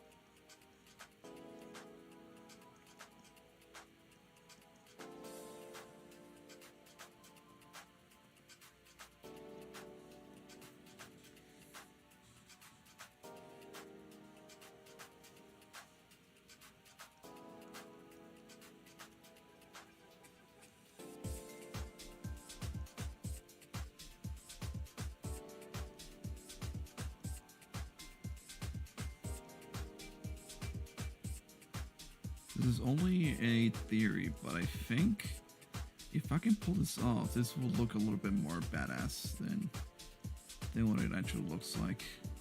Because Clifford like that doesn't look as intimidating as I want it to be. So here, let me see.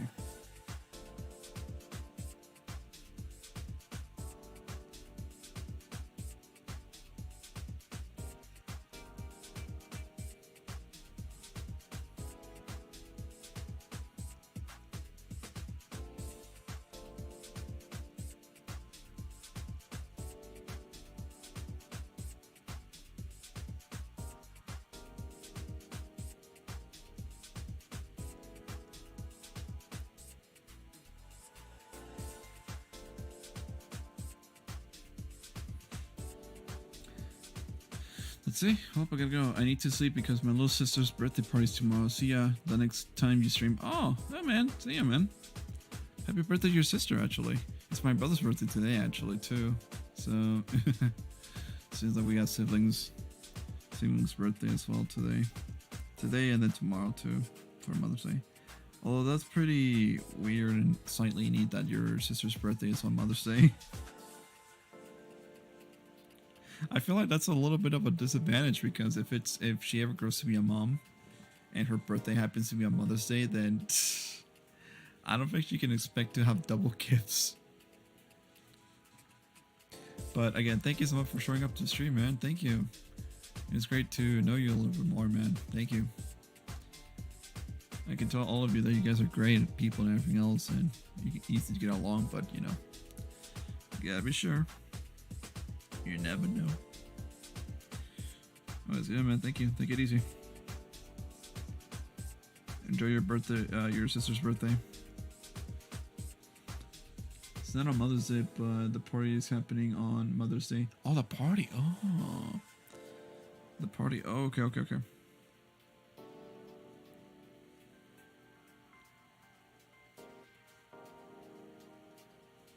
I see. Okay.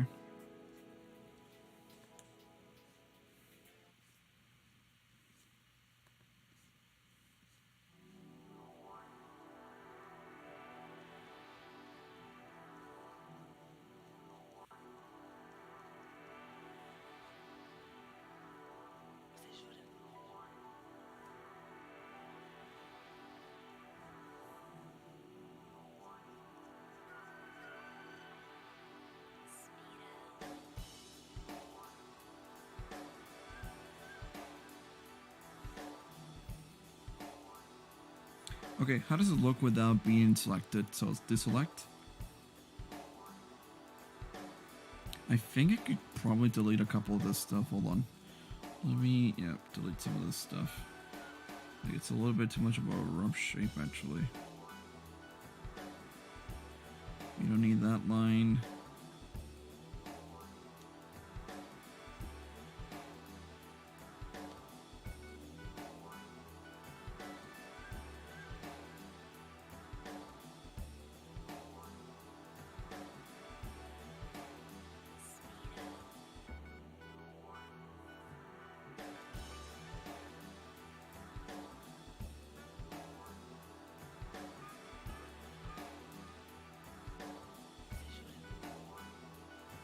Alright, we also need to put the nose too.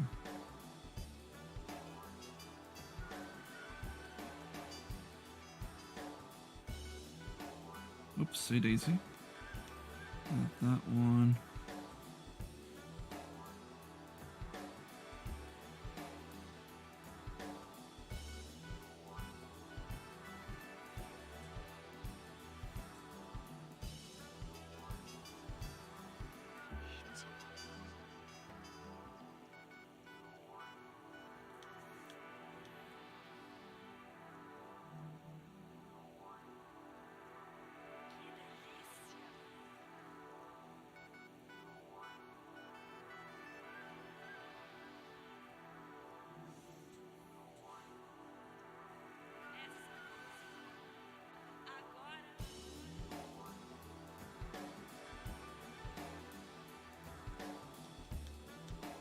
Let me see.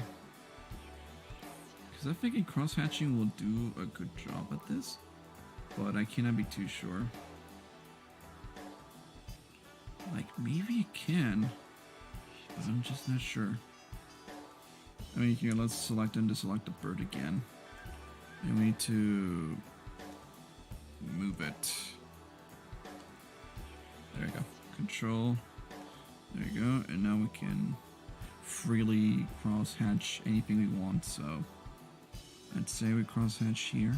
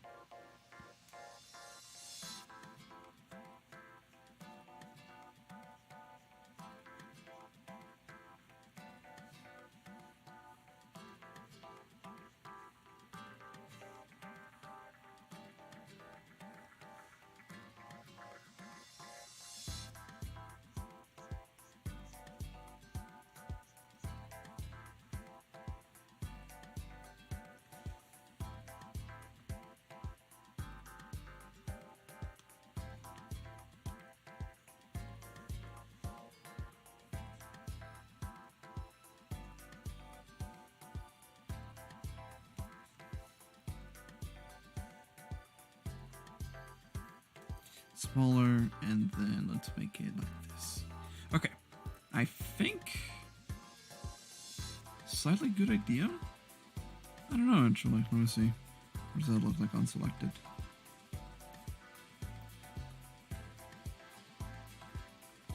I want to select it again because I kind of want to. Oopsie daisy. I drew over the towns as well.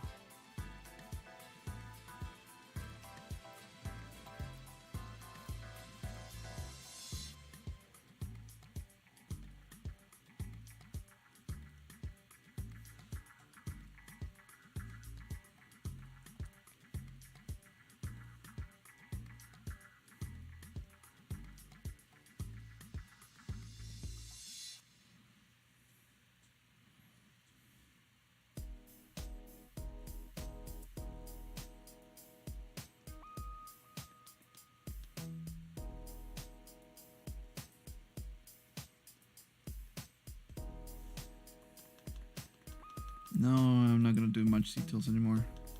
It's a little bit too much. Buff Kingfisher. Hey, thank you. Deselected.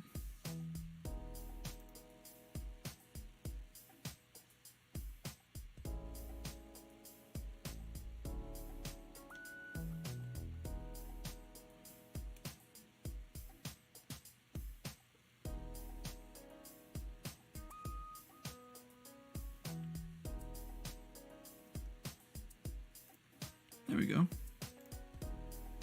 I'm just gonna delete this part actually, 'cause it's a little bit too rough.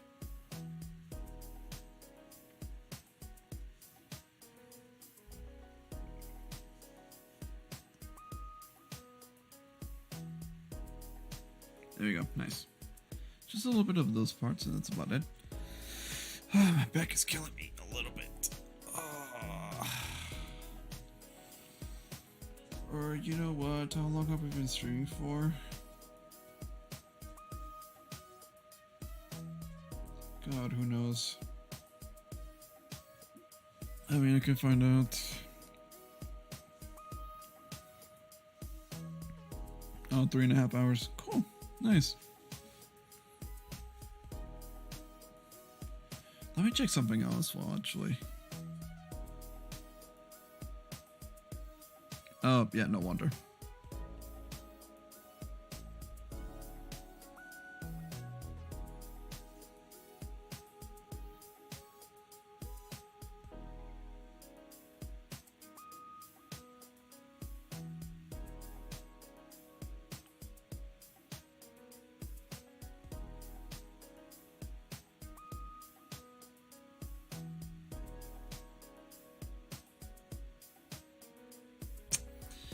Anyways, I'll keep going. But without this,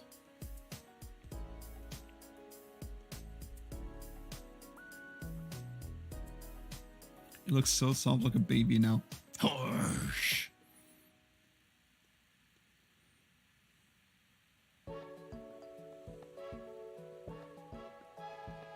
Yeah, you know what? Let's save it. Merge now, and let's export to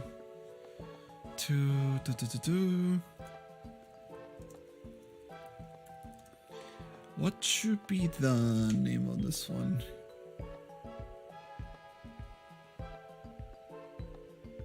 What kind of style is this? Kind of comic/manga?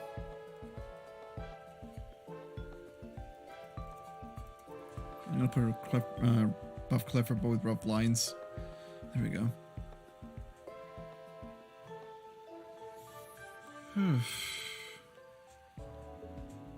What's this? Oh, right. I forgot that you guys can see that.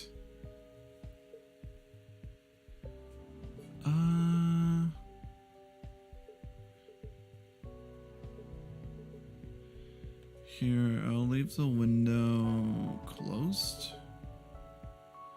Display off, and then I'll post this stuff. You guys can see that. Yes, I know you guys can see that. I know, I'm sorry.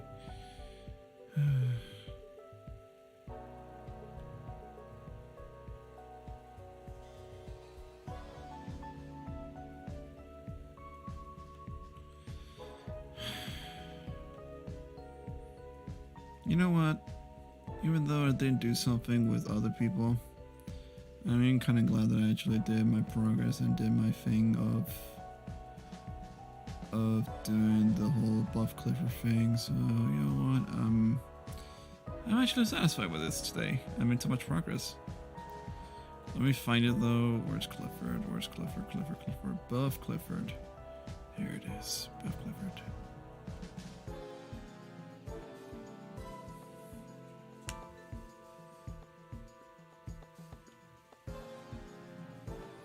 And then I'll put it in my own portfolio as well. I could just look it up too, actually. Buff Clifford, and then there's that one. And there's Buff Clifford, but with rough lines. That'll be an exclusive. There we go. So 2 birds.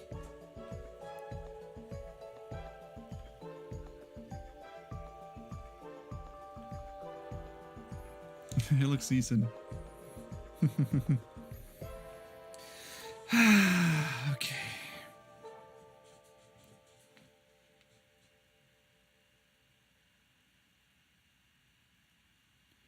Buff Carolyn, Buff Clifford, yes, it is something to be proud of. You did well. Thanks, man. I know I sound very exhausted, but Jesus, man, it's I'm not physically exhausted. I'm just mentally drained. I'm like, wow, did I seriously finish this? And yeah, the answer is yes, I did finish this.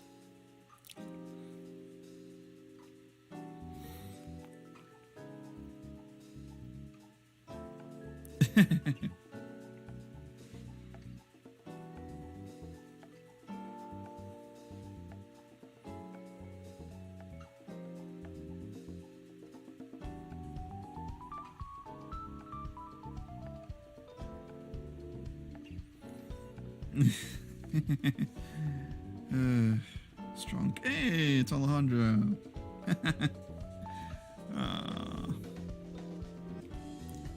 That's another guy I can actually easily talk about because I've known him for 10 years. But Alejandro it's incredible. He's a great guy, actually. He's a great friend of mine. The thing with Alejandro is that we met in middle school and we're still friends up to this point. And he's always been there for me when I've gone through some heavy ass shit and everything else. I've been for him as well. I don't know how much though, it's up to him to say that. But let me switch back to Photoshop actually. Maybe I got something else in me. Maybe I can do one more thing before I go.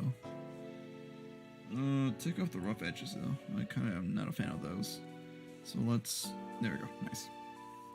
So the thing with Alejandro is that he's an amazing guy. He started off shy, but he's a little bit, well, he's still shy, but, you know, he's a little bit more outgoing. He does say his opinion. He does it whenever it's on his mind, though. And he's always been there for me, and he's always been so noble, so kind, and so down to earth, and he's always been humble. He's an amazing guy, and really, he's a real best friend you can count on no matter what. You know, part of being an adult is that you lose friends when you graduate from high school, but not this guy though. This guy's just an amazing. I consider this guy to be my brother, actually, my older brother, I guess to say. So I don't look up to him. I just admire the way he is, though. So he's an amazing guy, and that's pretty much all I can say for now. But yeah, he's awesome. Yes, that's why I have him on the server too, because he's a personal friend of mine. He's an IRL friend.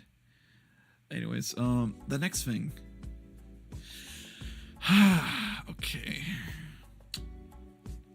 I suppose we can get working on the Project Wingman thumbnail, actually. I guess I'll show you guys how that works. So, Buff Clifford's complete. This is the comic that came with it, actually. So this is where it came from. So it went from this to this. So that's the inspiration I took it from.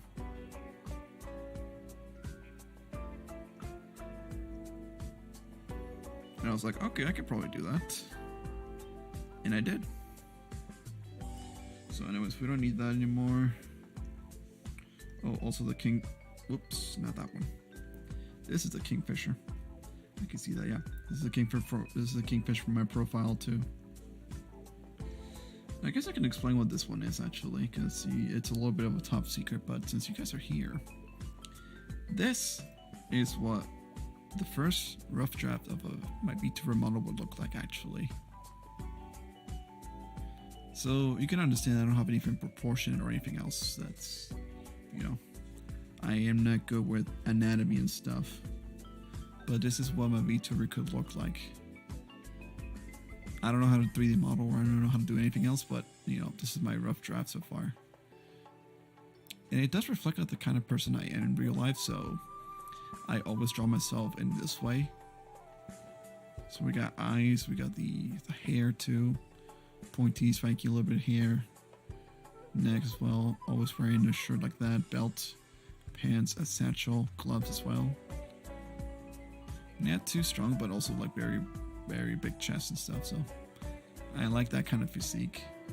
Like, you know, I know myself the most, so that's all I can go for, but if I can have someone that can do a better job than me and create it, and then, you know, have my dream come true and become a VTuber model, 2V or something, then yeah, I'll definitely show them like what I'm thinking of.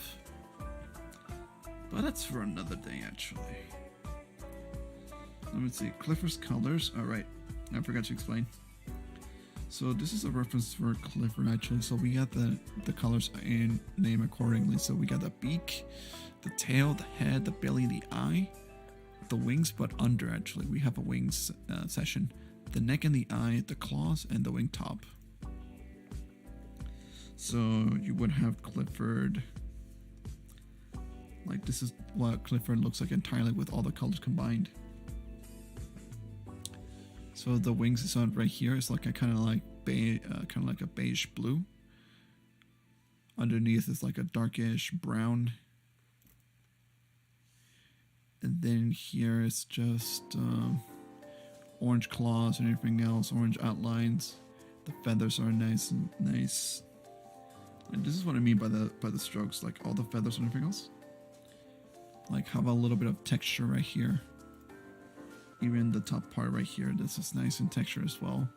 I enjoy that, and this is like nice and wild too. And then there's transition from the wings into the other feathers. You can see bright top. And then you have a middle that's like, you know, regular color, and yeah, smooth texture. And then the bottom is a little bit darker. So that's the bird mad. Let's see. I guess I can say the iterations that Clifford has gone through actually. So let me see.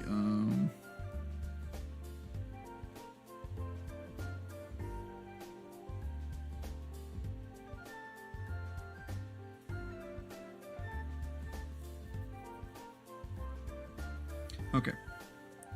I found the first concept. Let me find the second concept, which is right here.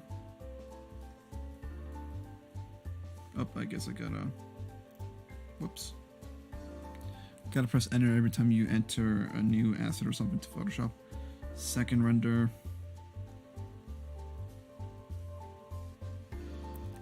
From there, it went to...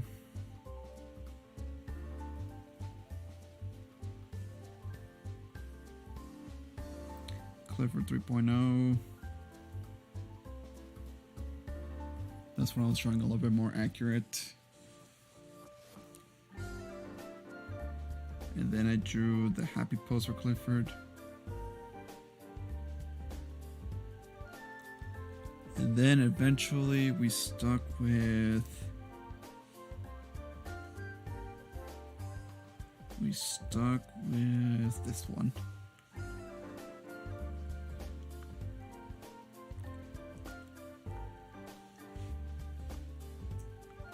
Well, there's 3 versions of Clifford. There's 4. Yeah, there's 4 actually. Or just actually, there's more. Let me find the last version, the latest, which is this one actually, the poster.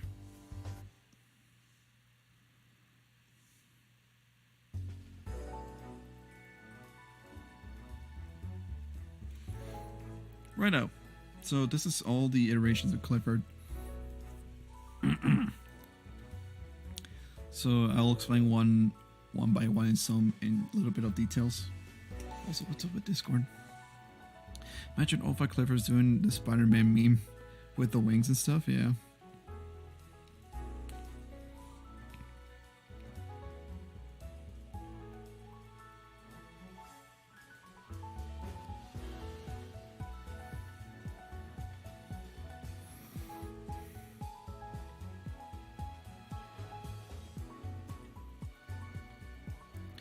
Okay, there we go. Just getting distracted. Okay. So first concept is that I drew the Kingfisher. Oops. Okay. I drew the Kingfisher here and it looked as accurate as possible. So I definitely did draw the big nose and everything else. I tried going for textures here and there and stuff. Trying to do a little bit of blurring or smudging tools. As you can see, the little rough edges and stuff. Everything was like organic and everything else lines. And then I blended little by little. I started with a dark color and then I transitioned to a brighter color here and there. I did get the claw right, so it looks like a banana. And then the tail, I did a little nice like dark counter or dark color to know that that's the wing above the tail. And I added a little bit more what is it? A little bit of a highlight here and there and stuff. Beak was blacked out. I put a line there. It was a little bit rough too. I made it like trying to make it like a little bit as accurate as possible, but then that didn't work out. So, well, no, it did work out at first, and I was like, I can do better. And so this is the main Clifford that would go on to inspire me to draw other Cliffords. So that's basically, this is the very first Clifford that I did. Like that's with great confidence and stuff. Like that's what cemented my art style pretty much.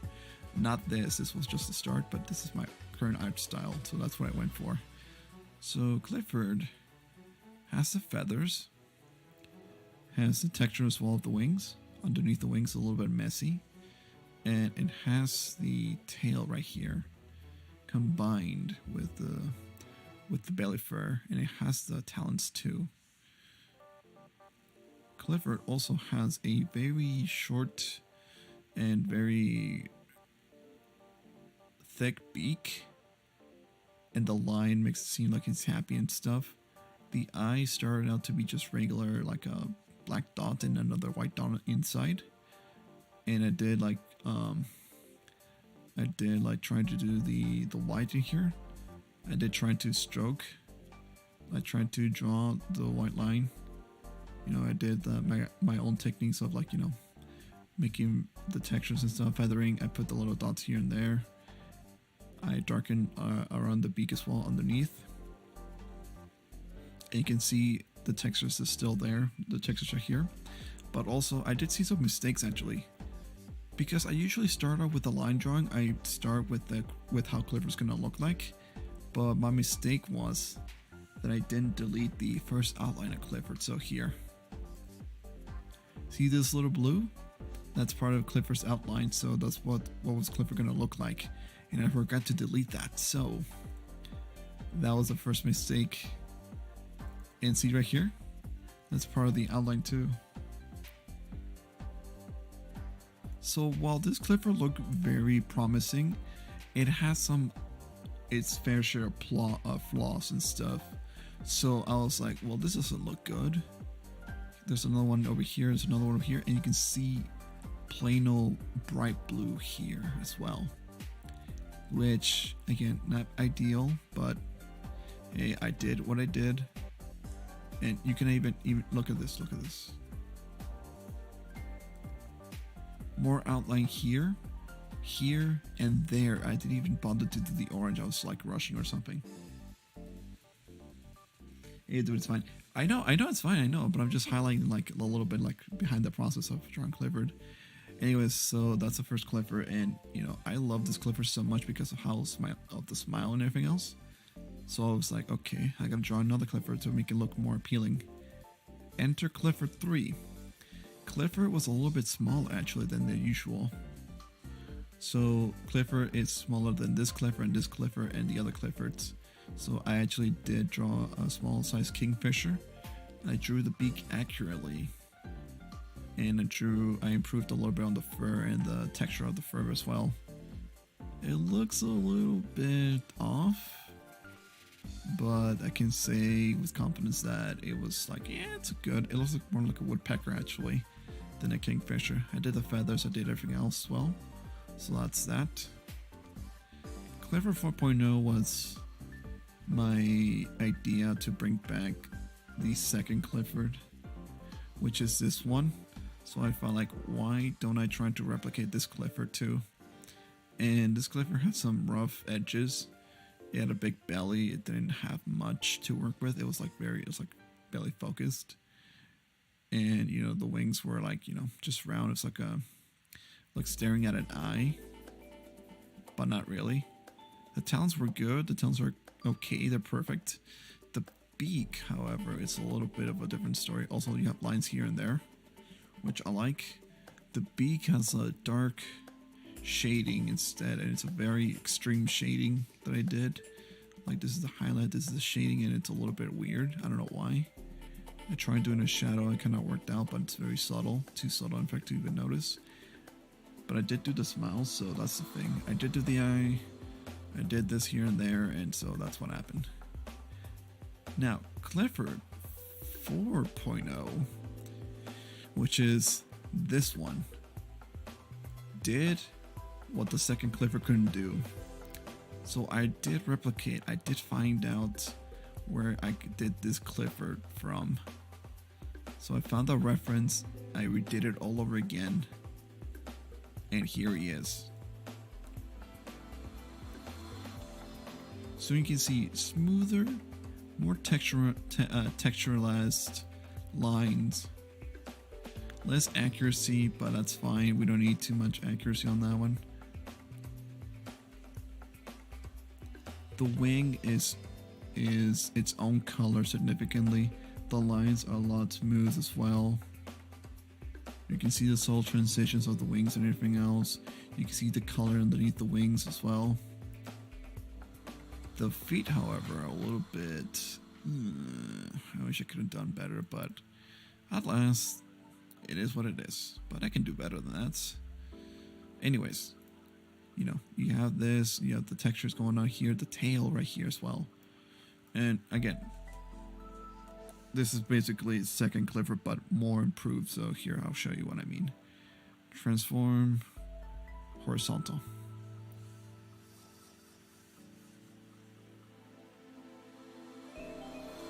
See? Same Clifford, which is very different.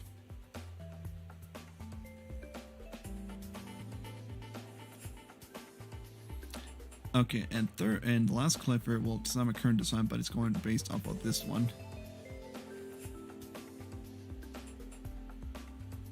So let me just delete the other Cliffords, or just, you know, draw them out. And here is the main Clifford. Now, it's not full body because I drew based on the poster, so that's fine. But, you know, you see the textures and everything else. You see the nice little lines here and there. A little bit messy work, but that's fine. I was getting it done like at 9 and stuff. And the thing that I like about this is that it looks very happy. I like that. I like how happy he looks. And another thing to point out is the eye, though. I have a blue outline instead of a white entire outline, so you can have like a sense of like, you know, his eyes is glowing blue, which is something that I really take pride on. So this is definitely a massive improvement. Yes, texture, yes. Anyways, yeah, those are the story of the Kingfishers. Now let's talk about something that I did a long time ago, months actually. Crap, yes, I still have this drawing. Now, I still have the original drawing. Like, I can literally edit whatever I want. So here, let me show you an example. I can take off the helmet, take off the black.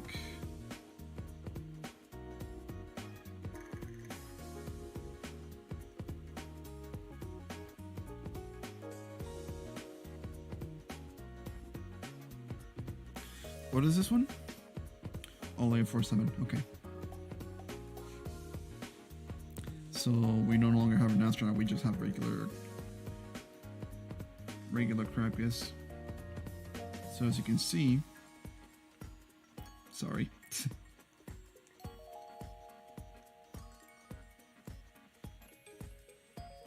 Yes, so everything is edited out. Everything is painted over from bottom layer to top layer.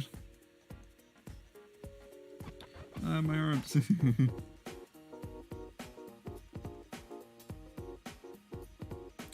Don't worry about it, I got it. So yeah. So I can play around with arms and everything else. Now what I did was I gave this guy a sharp claw actually. So you have a very sharp claw that can cut, and we have another claw, the left claw, that can crush. So that's his power. And he can go to space as well. Yes. And I can say the eyes are pretty good too. They're looking nice in the Emperor as well. I made sure the texture and the accuracy is a little bit real, but it's also looking cartoonishly funny as well. The mouth looks so awful, so I decided to keep it a nice little smile, so in red. So yeah. Texture, blended, highlighted too, even outlined as well. It was such an amazing experience to draw this Krapius. What's this one? So that's the original. That's the other Kingfisher that I did. So I can still edit this one out. Remove the dots. Remove other stuff. The beak. So cursed. That's that. This is my other masterpiece I'm currently working, but I haven't worked on too much. This will be a surprise for later. And let's see what else. The emoji crafting table, right? This is the emoji crafting table. So anytime you guys decide to tell me like, okay, what kind of emoji do we want to make? I make it like a split. So we have a black drop. We got the gun. This is yours, Aegis. So we got that, and we can put the gun in. It's red. And then we have Space Crab, which I can just add a gun to it too, actually. But it's fine though. And then this is the backdrop. This is the blue drop, actually. That's for my own emojis. Yes. I am very honored to be drawn by you. Oh, thank you.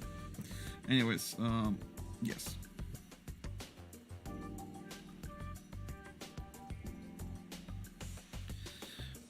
Okay, let's open up the other thing that I got in mind. So, okay, one last bit behind the scenes. I don't think I can draw a Project Wingman thumbnail for today, actually. I might have to settle for giving you guys 2 videos on Monday or something. I don't know. Sorry. Anyways. This is the Dead Island 2 thumbnail folder, so I need to highlight that. This is the Red Dead Redemption 2 thumbnail folder that I have. So you have the assets ready.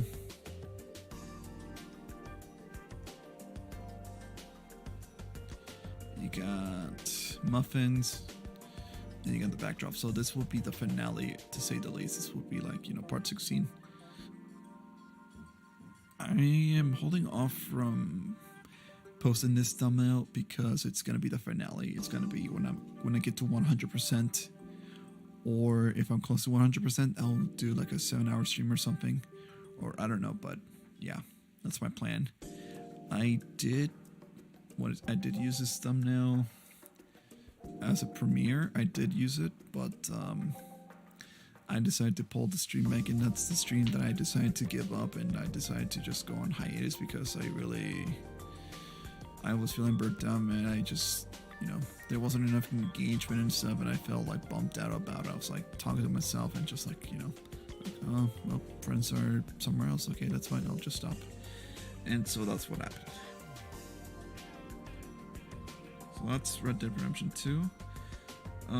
Project Wingman. This is how the thumbnails usually go. So I would literally start from scratch. Just keep this asset ready at all times, and then I would draw the airplane or the aircraft. So it could be literally. Let me see. Project Wingman. Right.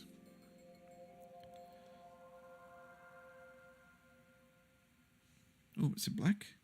Oh, yes, it is in black. Okay.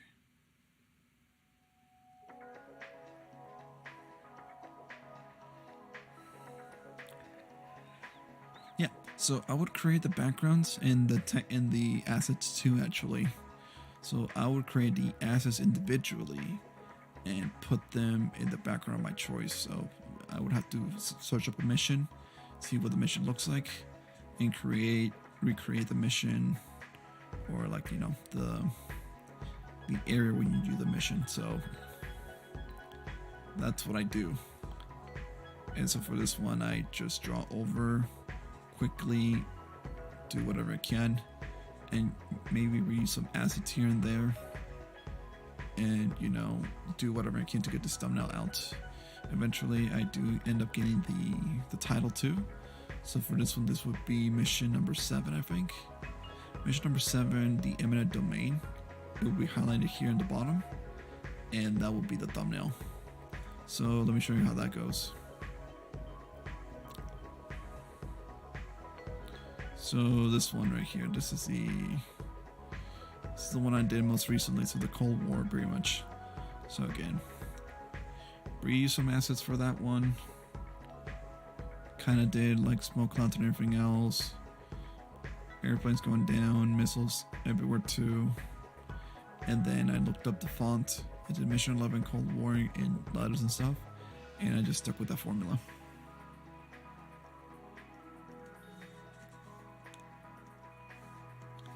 So that's behind that one.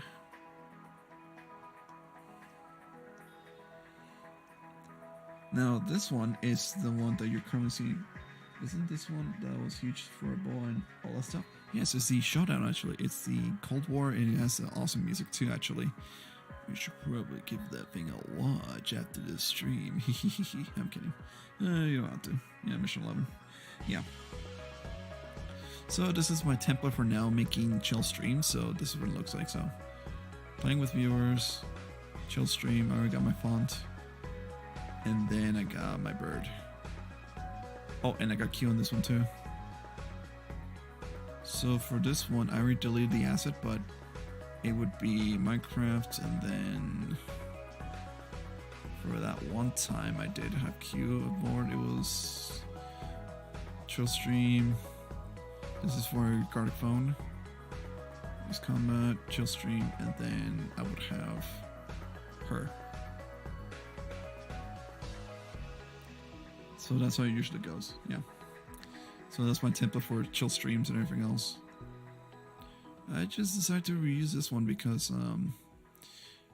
it's okay. I mean, I was a little bit tired, but I was still making a thumbnail, so I need to draw something, so that's why. What else? Thumbnails, polka dots, right. So this is the polka dots that I do actually. So I did this on my own. I didn't actually draw all of the polka dots individually. I just copy and pasted quite a bunch actually. And I highlighted one section of it and just like erased it or cover it in black.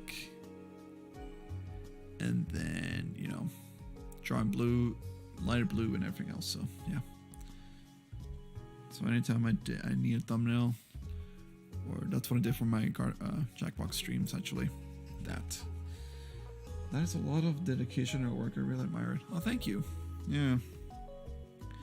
It's hard to keep on track of like of all the things that I'm doing. So literally all the thumbnails that I've been doing are just freshly made. I don't reuse some of them, except for this one, of course. I didn't have time because I was with my brother partying and stuff. So yeah, I may reuse some of the assets. I may not be using some new ones, but I will make sure the thumbnails are all unique in some kind of way. If not, then yeah, I mean, I'm thinking about actually just doing one main thumbnail. Like I would have, what is it? So it would be something like this, like the deadline thumbnail. So you have the background here. You'd have, you know, I could take the background and just, you know, have it like that. I can just add whatever background I got, and I can just include whatever character I can as well. Now to replace the part 3, keep the both co-op and logo in there, and just find myself a new backdrop or background or something. There we go, like that. And usually when that's ready, I would just export, quick export to PNG, and it goes into whatever it is. Goes into one of the main folders, like A something, A this, that. Let me see. And the one last thumbnail thing. Sorry. Starting to hurt a little bit, but I'm fine. Last one is the micro thumbnail I did recently, and that's for the one time I did for Vari and stuff. So I looked up the logo. When you apply Minecraft, you usually get this orange text next to it, and so I tried to mimic that. So it could be a nice little detail to look forward to, and I enjoy adding that detail. Vari Kid lent me her PNG for this thumbnail, so I thank her for it. There's my other V4 version of the bird of Clifford, and there are my friends' Discord PFPs actually. So there's Alejandro's, this is Bonsai's. Unfortunately, Bonsai couldn't make it, but I'm not gonna erase him out of the thumbnail though. So yeah. Both of my friends, Alejandro and Bonsai, do not have any media or anything else actually. So it's just me going solo with this stream, unfortunately. You know, as much as I want to shout them out and everything else, the only way I can shout them out is just to tell them how great they are actually individually. Like seriously, Alejandro is amazing. He's a great friend of mine. He's a best friend. He's there for you. And he's very supportive, despite being shy. And Bonsai, yeah, he's a guy that you can share a lot of stuff to actually. He's autistic, he has anxiety, he has ADHD, but he can still be a good time to play because, you know, of yesterday's stream, you know how he was making jokes, and you know how he tells me like, it's always time for a monster cocktail. Like, I enjoy that actually. It was fun actually playing with this guy. And it's fun to play with these three actually. That's when I did the voice acting. That's when I did the voice acting for Zero Escape actually. So I did it with these two guys, and I can't wait to edit the video and show you guys what we did together. Anyways, if there's anything else I could show off, open. What's another one that I need?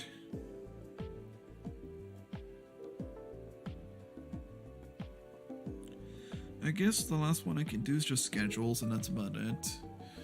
I haven't done the schedule just yet. I don't know what to do just yet. I need to go to work tomorrow, so I need to decide on a schedule while I'm doing that. But here, yeah, this is the template for the schedule. So we have the names, the logos for the games. We have the cross banners in case we get an update.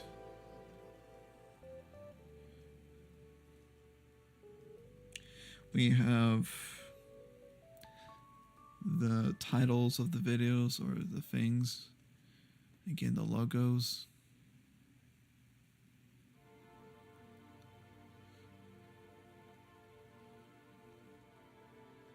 That onto. I did that on 2 again? Damn.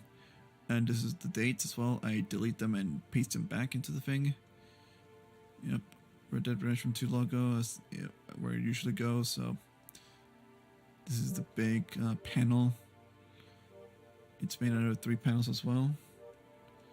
So we got 3 panels here. So that's for Wednesday, Friday, and Saturday, pretty much. And I made sure that I have like my stream starts and any way for you guys to contact me through Instagram or Twitter, pretty much. And I promote that stuff heavily. So for updates and behind the scenes, go to this and that. So yeah. And behind the folder, it's sorry. It's whatever I can think of the background. So where's the bird? Right here. Okay. So it could be anything. It could be the first it could be a thumbnail, it could be a drawing, or it could be whatever I can think of. Schedule media, and there's layers here and there. So we have assets here and there. So again, we got Project Rayman, we have schedule. Let me see if I can mimic a full schedule actually. Let's see.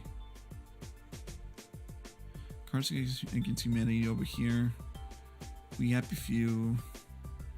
Collab with Q. Deadline 2. I saw We Happy Few. I don't think I'm gonna play it because I already finished it, but okay, there you go. That's what a full schedule looks like. So we have the logo, we have the date, we have the games as well, in left to right order actually, right to left. So right, left, right. We got Auras listed upcoming, so we got the asterisks. And that's pretty much. So we want to get the information right here. Whoopsie daisy. So we got the information right here. We got what time period, what time zone it is, Pacific Standard Time, GMT -8. We got social media. We got the schedule, what it actually is. And we got the panels here ready. Texturized as well. Like seriously. The texture. It's all about texture. Anyways. Oopsie. Okay, Control C, Control Shift C, and there we go. So yeah, that's what a schedule looks like for me. So that's behind the scenes. So let me put Clifford back, and there we go. That's how it is. Oh, okay. I've been sitting like this. I've been sitting straight. My ribs are hurting a little bit because, I've been leaning forward. Really have everything on the ready. It's so cool. Oh, thanks, man. Let me open my bottle because I don't have access to the water through my straw, actually. Hold on. Okay. Oh, wait. There we go.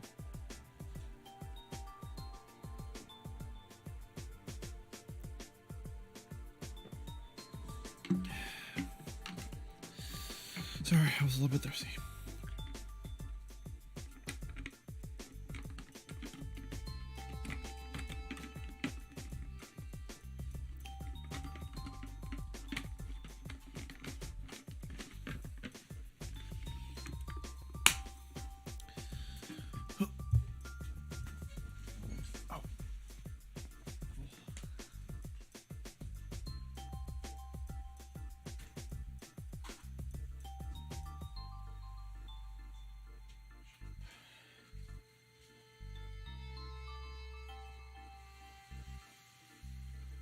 Jesus, okay. Oh, yes, please close the door. No.